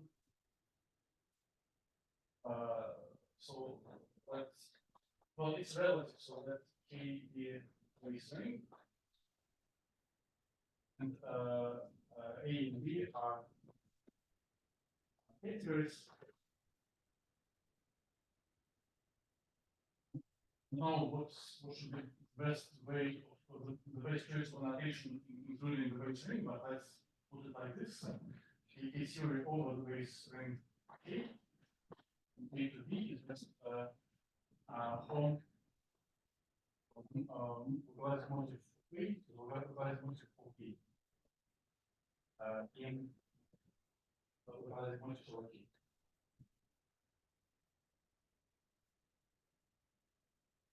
And then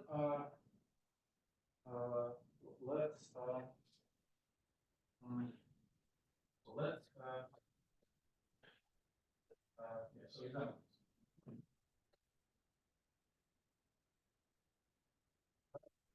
X E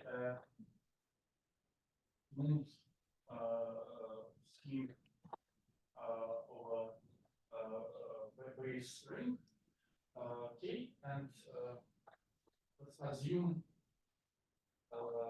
that there exists quantification, smooth quantification. Probably this can be removed, but it's not so easy to remove this assumption. Then KK theory, let's just write so KK theory, so let's write X instead of curve X.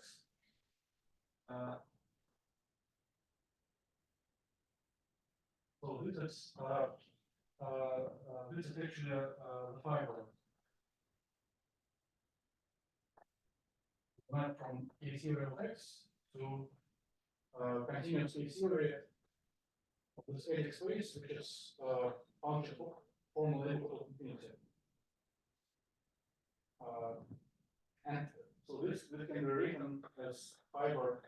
So this is independent of the quantification, which I mean it shouldn't depend because it's just K theory, but this can be also written as fiber of the map from K theory of the quantification to the continuous K theory of the formal scheme, which is completion of X bar at this infinite level.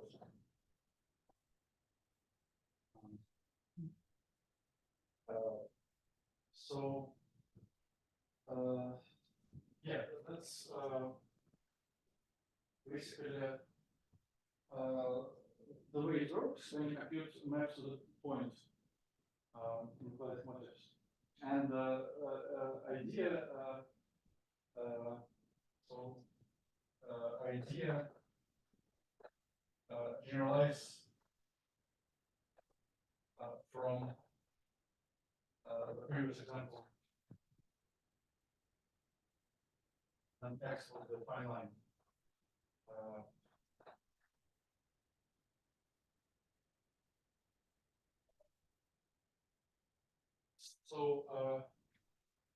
Is it X or X power there? Where? The first. Just X. Just X, and here we have function input of initial. Okay. Yeah, and in the right we have X bar and the formal scheme. But this A expression doesn't depend on the choice of representation. I mean, it has description also in the Berkovich formula, but also it has just description in the Huber approach, so that's which is kind of the modern approach. So that's an object which doesn't depend on the choice of multiplication. Just a moment, and suppose that X doesn't. Let's look at the first description of KK of X from X to perf K. The first, the left-hand side doesn't depend on the compactification. The right-hand side doesn't depend either because you're considering, yes. It's strange that you have to assume the existence of a smooth compactification. Yeah, but the reason that I need to compute somehow. Yes, but for the moment it's necessary. Yes, yes. But eventually, one can hope that it's, yes.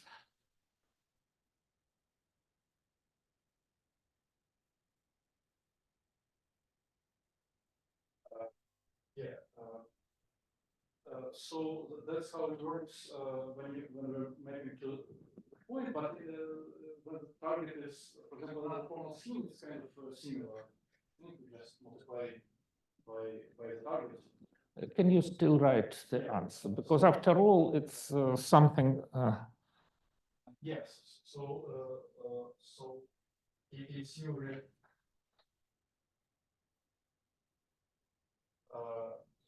yeah. So if by another smooth scheme.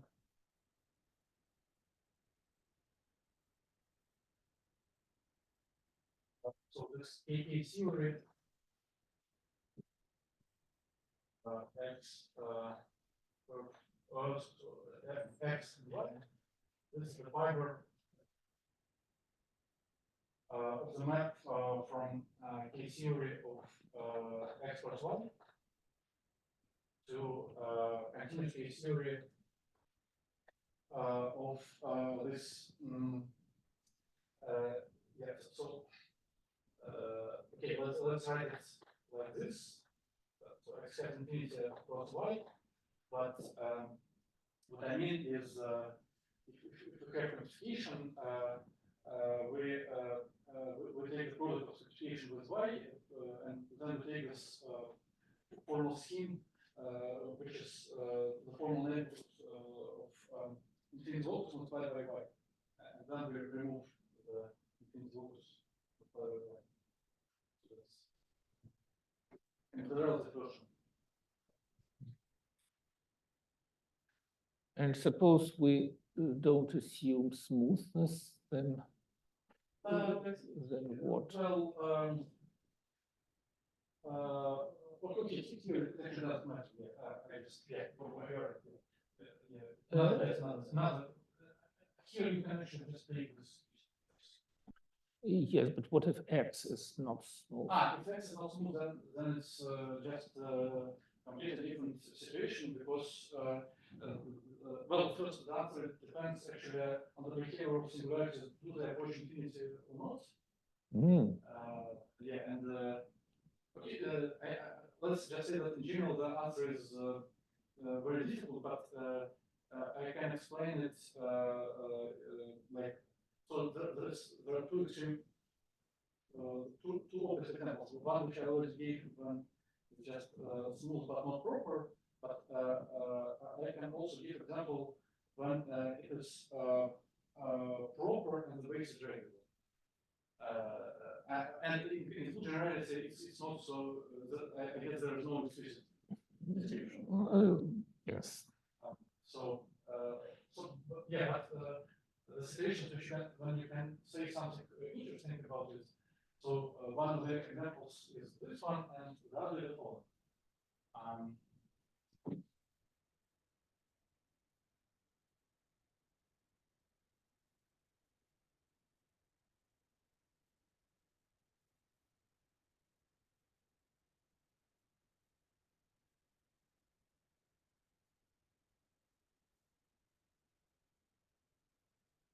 Yes, so actually let me notice that you can, for example, X might be a spectrum of the field of rational functions on the curve.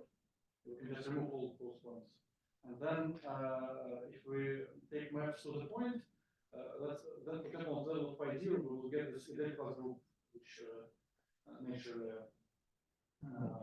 appears here. And Clausen was actually had some attempts to interpret the classical theory, but yeah, at that time there was no theory of quasi-modules available, and yeah, I think it's not completely satisfactory, but maybe it's possible. So yes, so yeah, this is just a special case.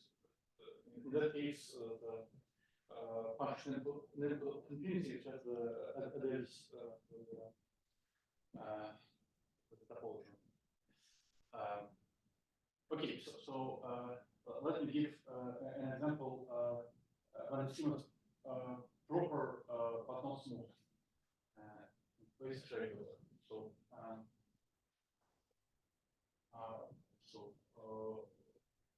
proposition.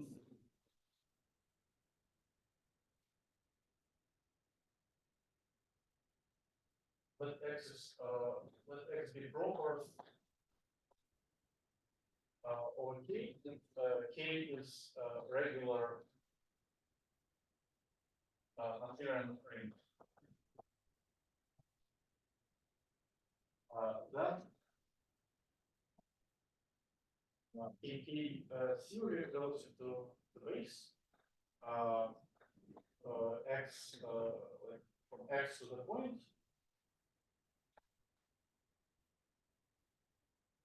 This is G theory. So G theory of X, K theory of K.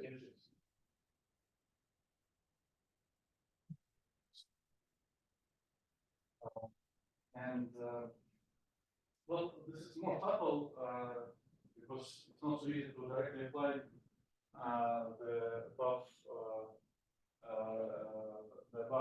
algorithm on how to compute K theory, but basically let me just illustrate it. An example.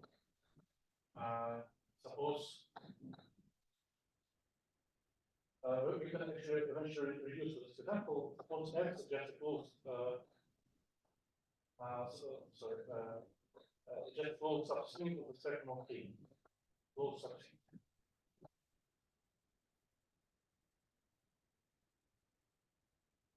So this is already not trivial example, but in this example we can just apply directly the general result. So then the algebra functions use the colimits of sequence of finite presented the geometers over K such that they are connected. So I mean this negative homology or positive homology vanishes.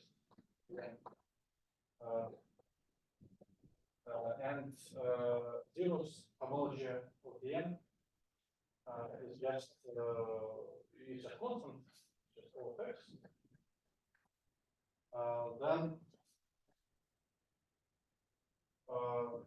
Then basically each of these case series which we have to consider like the cases of functors, the basic representations of the n in perfect K models, K union representations. So each of those case series has a T structure.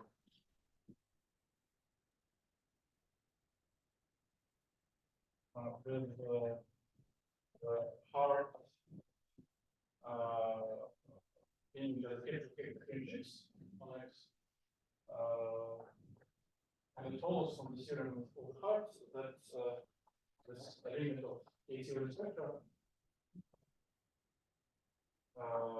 is just it's just a constant sequence. So we just get this A theory convention.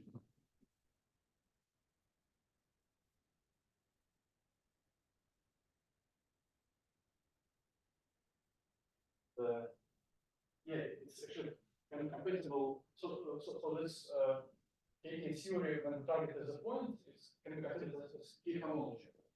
And originally actually Rozenblyum called this G theory to be K homology. So at least for proper use, we have this compatibility. By the way, so you use the notation KK. Does one of the two Ks refer to the name of Kasparov? Yes, the first one. Well, so it's a shorthand for Kasparov K theory. And originally, Kasparov introduced this in the framework of C-star algebras. So, something like this, not quite. Is there any formal link between the two, some map and some cases? At the moment, I couldn't say so. Maybe at least some classes of algebras for appropriate base, it might be true, but it's hard to say. But at least intuitively, they're very similar. And I think people call it still Kasparovsky K series, so there are three keys. By the way, yeah. Okay. So yes. So we have these examples, and let me give another example, which is the fact that logical cyclic homology, which is kind of very important invariant, it also can be obtained as form from some object.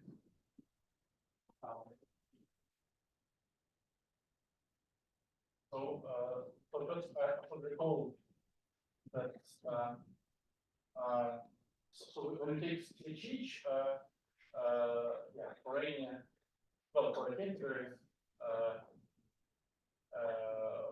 for a stable K theory, non-stable K theory, so when we have natural maps, so we have not only the circle action on CH of C, but we have also this maps from CH C to CH of C, where we take the homology with respect to cyclic group, and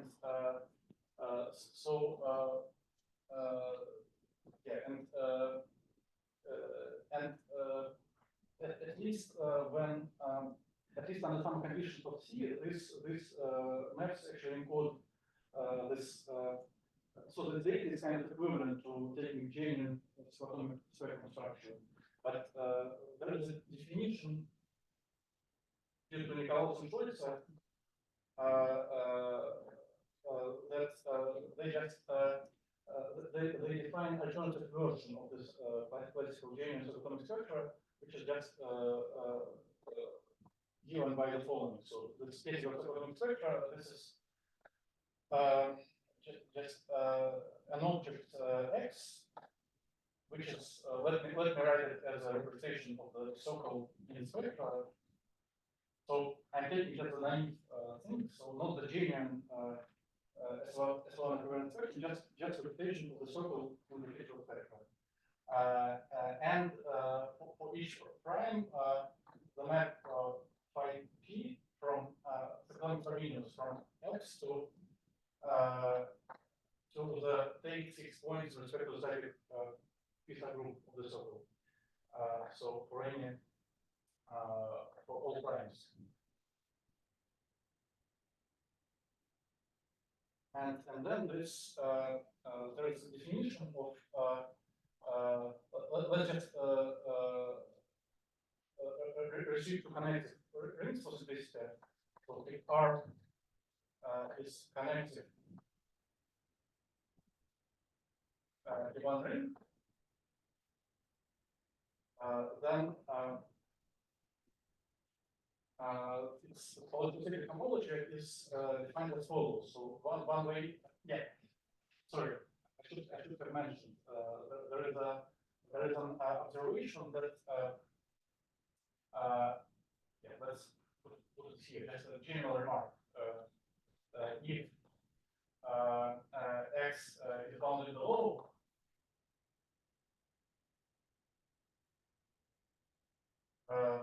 then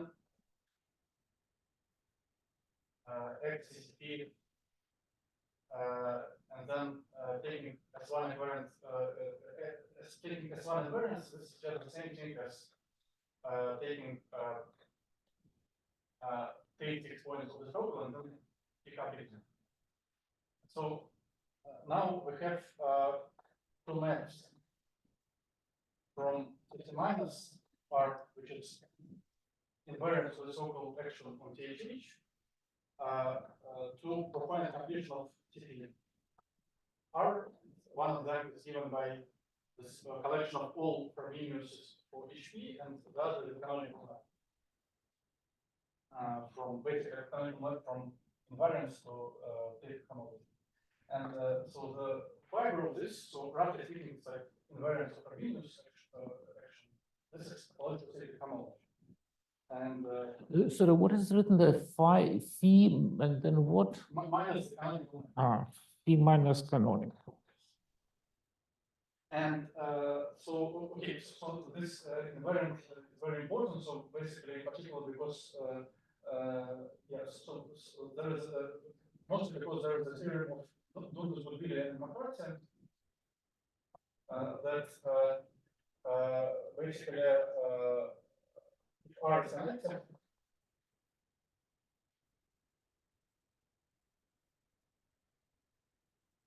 then the difference between so fiber of the natural map from T theory of R to T theory of R, the same as the fiber this map just applied to phi 0.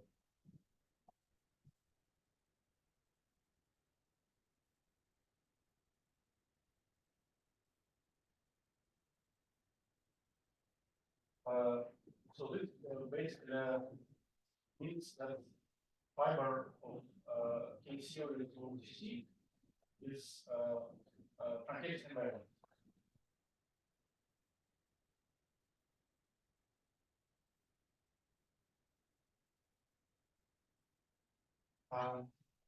And yes, so this is so this reason polytopic homology is very important interpretations of K theory, and it's actually purely linear algebraic invariant.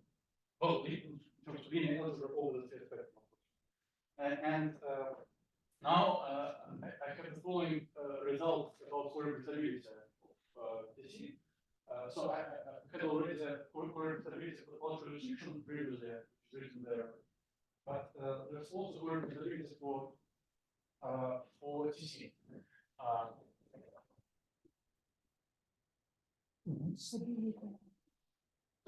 What's stability? Co-representability.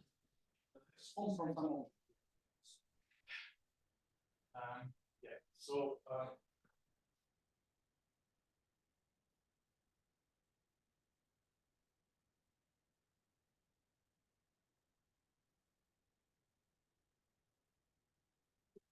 so for this, I should introduce this A1 localization. So So let's consider the following.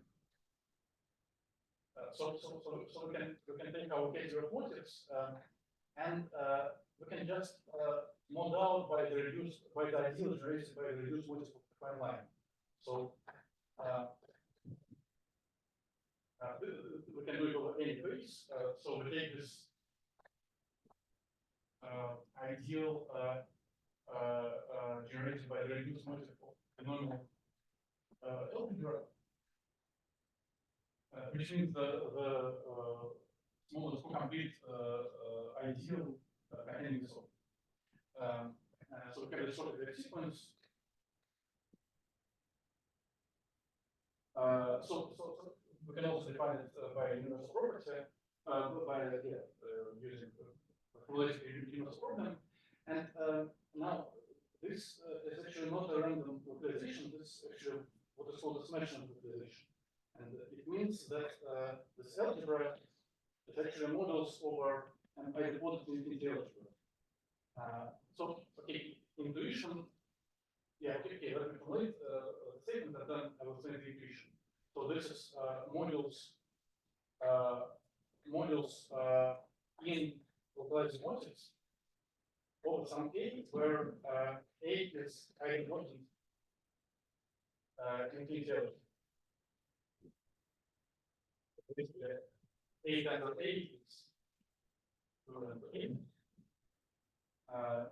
and this idempotent infinity algebra is just a geometricalization of localizing motives of algebraic synthesis. That's the current basis.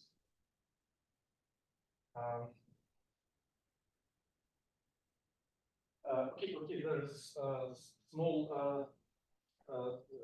stupid problem that people for some reason used to this idea of writing synthesis in various situations that the sum of the coordinates equals 1 in the n+1 dimensional space, but it's actually it works over integers, but it doesn't work over the space spectrum. And there is a much more natural way of thinking about synthesis. So in synthesis, you can just consider this increasing sequences of real numbers instead of with condition. Yeah.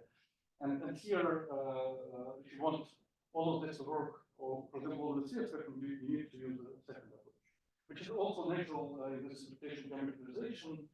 In terms of this approach complication related. So yeah, I mean, it's just much better way of thinking about synthesis in general. So yeah, and you can define it also over one, but in particular over the system. Sorry, the symbolic is defined as an increasing sequence of an R symbolic is increasing sequence. Yes. Well, in interval from 0 to 1. Yes, so you have this well-defined, okay, what's the visual diagram of synthesis? So it's a visual diagram of this localized motives. And you just take a geometricalization, which is colimit over there. And this is the idempotent infinity algebra, which the modules of it are exactly that motion. So it's very similar. I mean, the argument more or less repeats like the classical arguments of Marelin and Voevodsky. So it's just adaptation of the classical story to this context.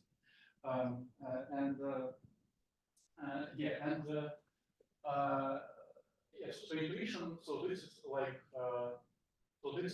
roughly like includes. This is equivalent to. You can think about this as shifts on x, where x is computable. So this is just another approach. And this is like shifts on some closed subset. Shifts on some y, where y x is closed. So that's the graph intuition. So for this reason, let's denote this by I up start and the right adjoint by I lower start. And this embedding by G over tree and the right adjoint by G up tree. Well, G up start, which is the same as G up tree. And then actually, this category for the tree also has a unit object. It's also symmetric monoidal. So it's analogous to sheaves on x minus y on the open complement. So it has a unit object, and the theorem is the following: that if R is connected eventually, then home in the line motives, but let's say that's over the series from J over the of the units with the motive of R is very topology symmetric homology. And so yeah, and if you take home from the idle star of the units to the motive of R, then this is fiber of the bottom trace.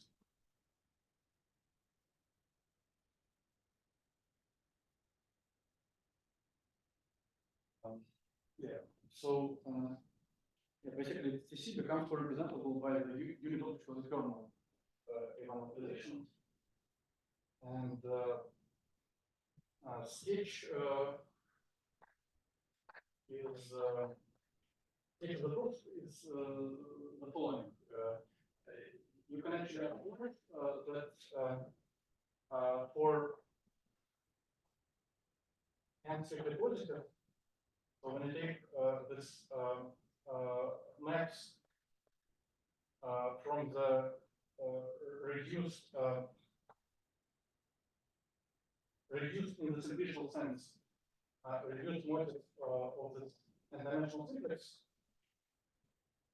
to the motive of R, then using kind of similar methods to which I already similar to what I already explained, we can prove that this is the same as home in cyclotomic spectra from the reduced part of the THH of this algebraic simplex to THH part. So this holds for n-cyclic positive, but also we have that the geometrization of THH. Sorry, here the base is the series spectrum. The geometry, yeah, here.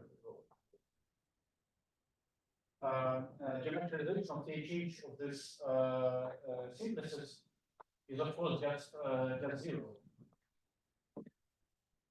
Just because it is infinity, it is an infinity ring in which one is homomorphic to zero, just because we have one-dimensional simplex.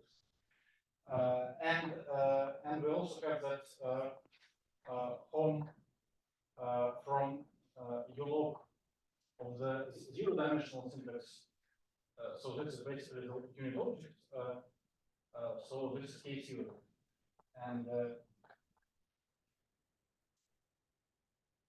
and so home in cyclotomic spectra from THH, this zero-dimensional simplex to THH of R. So this is TC. Because the description I gave is just the same as it's basically the calculation of morphisms from the unit object in cyclotomic spectra. So combining this, you actually compute you obtain this sort of determination. Yeah. So yes, it's pretty late. Yeah. Yeah. So I will not have time for refined cyclic homology, but let me mention one last fun application of rigidity, which is actually easy to understand, and which covers the classical result by Kohn and Tegan about short correction on push homology. So we basically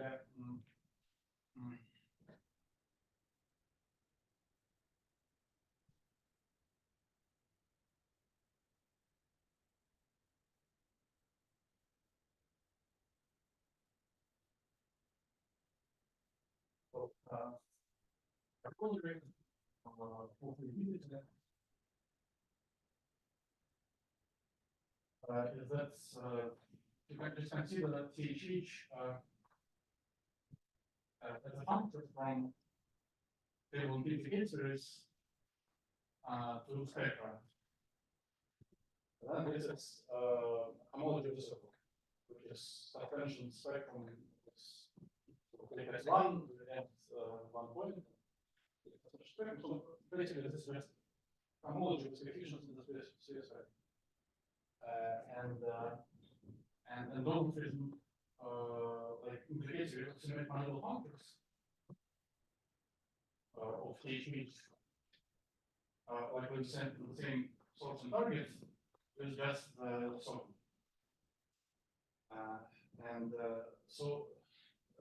Well, I will explain the first one, and the second is roughly obtained by taking group-like elements. The first one, and to explain the first one, we have this. So we have equivalence between localizing motifs over the actual base and localizing variance with variation factors. Localizing variance we reach with colimits. So can be also written as continuous functions from localizing motifs to spectra. So basically x goes to the function which is a theory of something under x.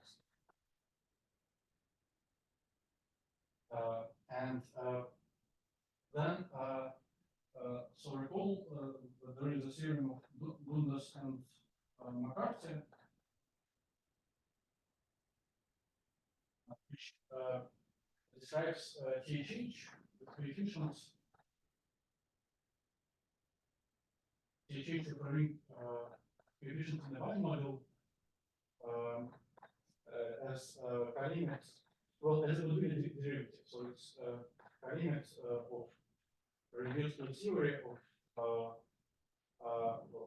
it's omega n of reduced to theory of r plus n treated by n minus n. So it follows that from this to deduce that this the invariant THH, big THH, responds to the little THH as an object in the quasi-motifs. It's little THH. There's the colimits of omega n of the shifted dual numbers of the reduced motif of the shifted dual numbers. So S plus S times xn minus 1, where degree of xn minus 1 is minus 1. But now, so using rigidity, we see that forms with equal THH are given by taking big THH and then the rule. So we can conclude that endometers of THH as a hamper are the same as endometers of little THH, which is the same as big THH of little THH rule. Then you easily compute that big THH of little THH is for homology of the circle. So then you take the rule and you get homology.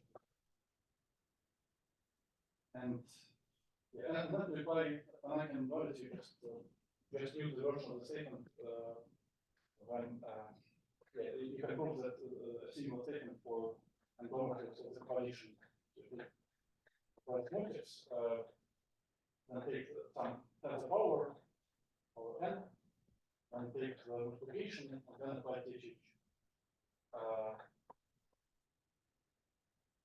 Then apply TH. And then you get just homology of the total tensor power n. Then you can apply the dynamic inverse and then the second statement.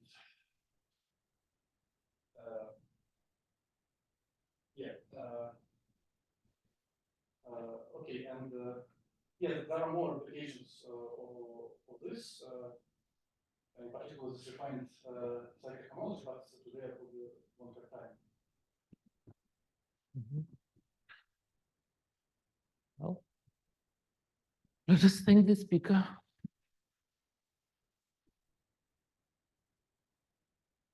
Are there any questions or comments? Does the co-representability of TC use the Gaitsgory-McCarthy theorem? Yes, yes. Actually, yeah. And already the statement about TR. Actually, I mean, the fact that you can rewrite this using conversion of KT is useful.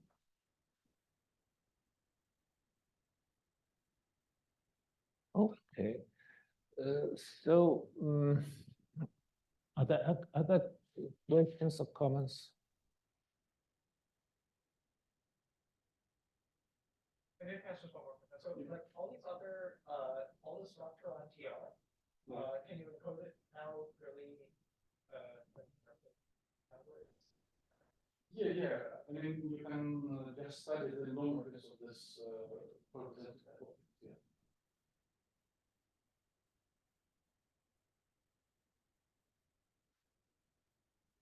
Okay, so here is an organizational thing. On Thursday, Jacob Luria will give a talk at 4:30. At 3:30 in room E206. Technically, this will be considered as a number theory seminar, and he will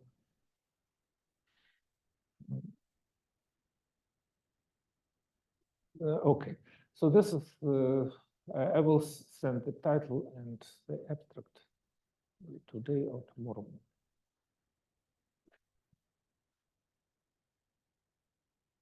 Okay, thank you very much for your beautiful series of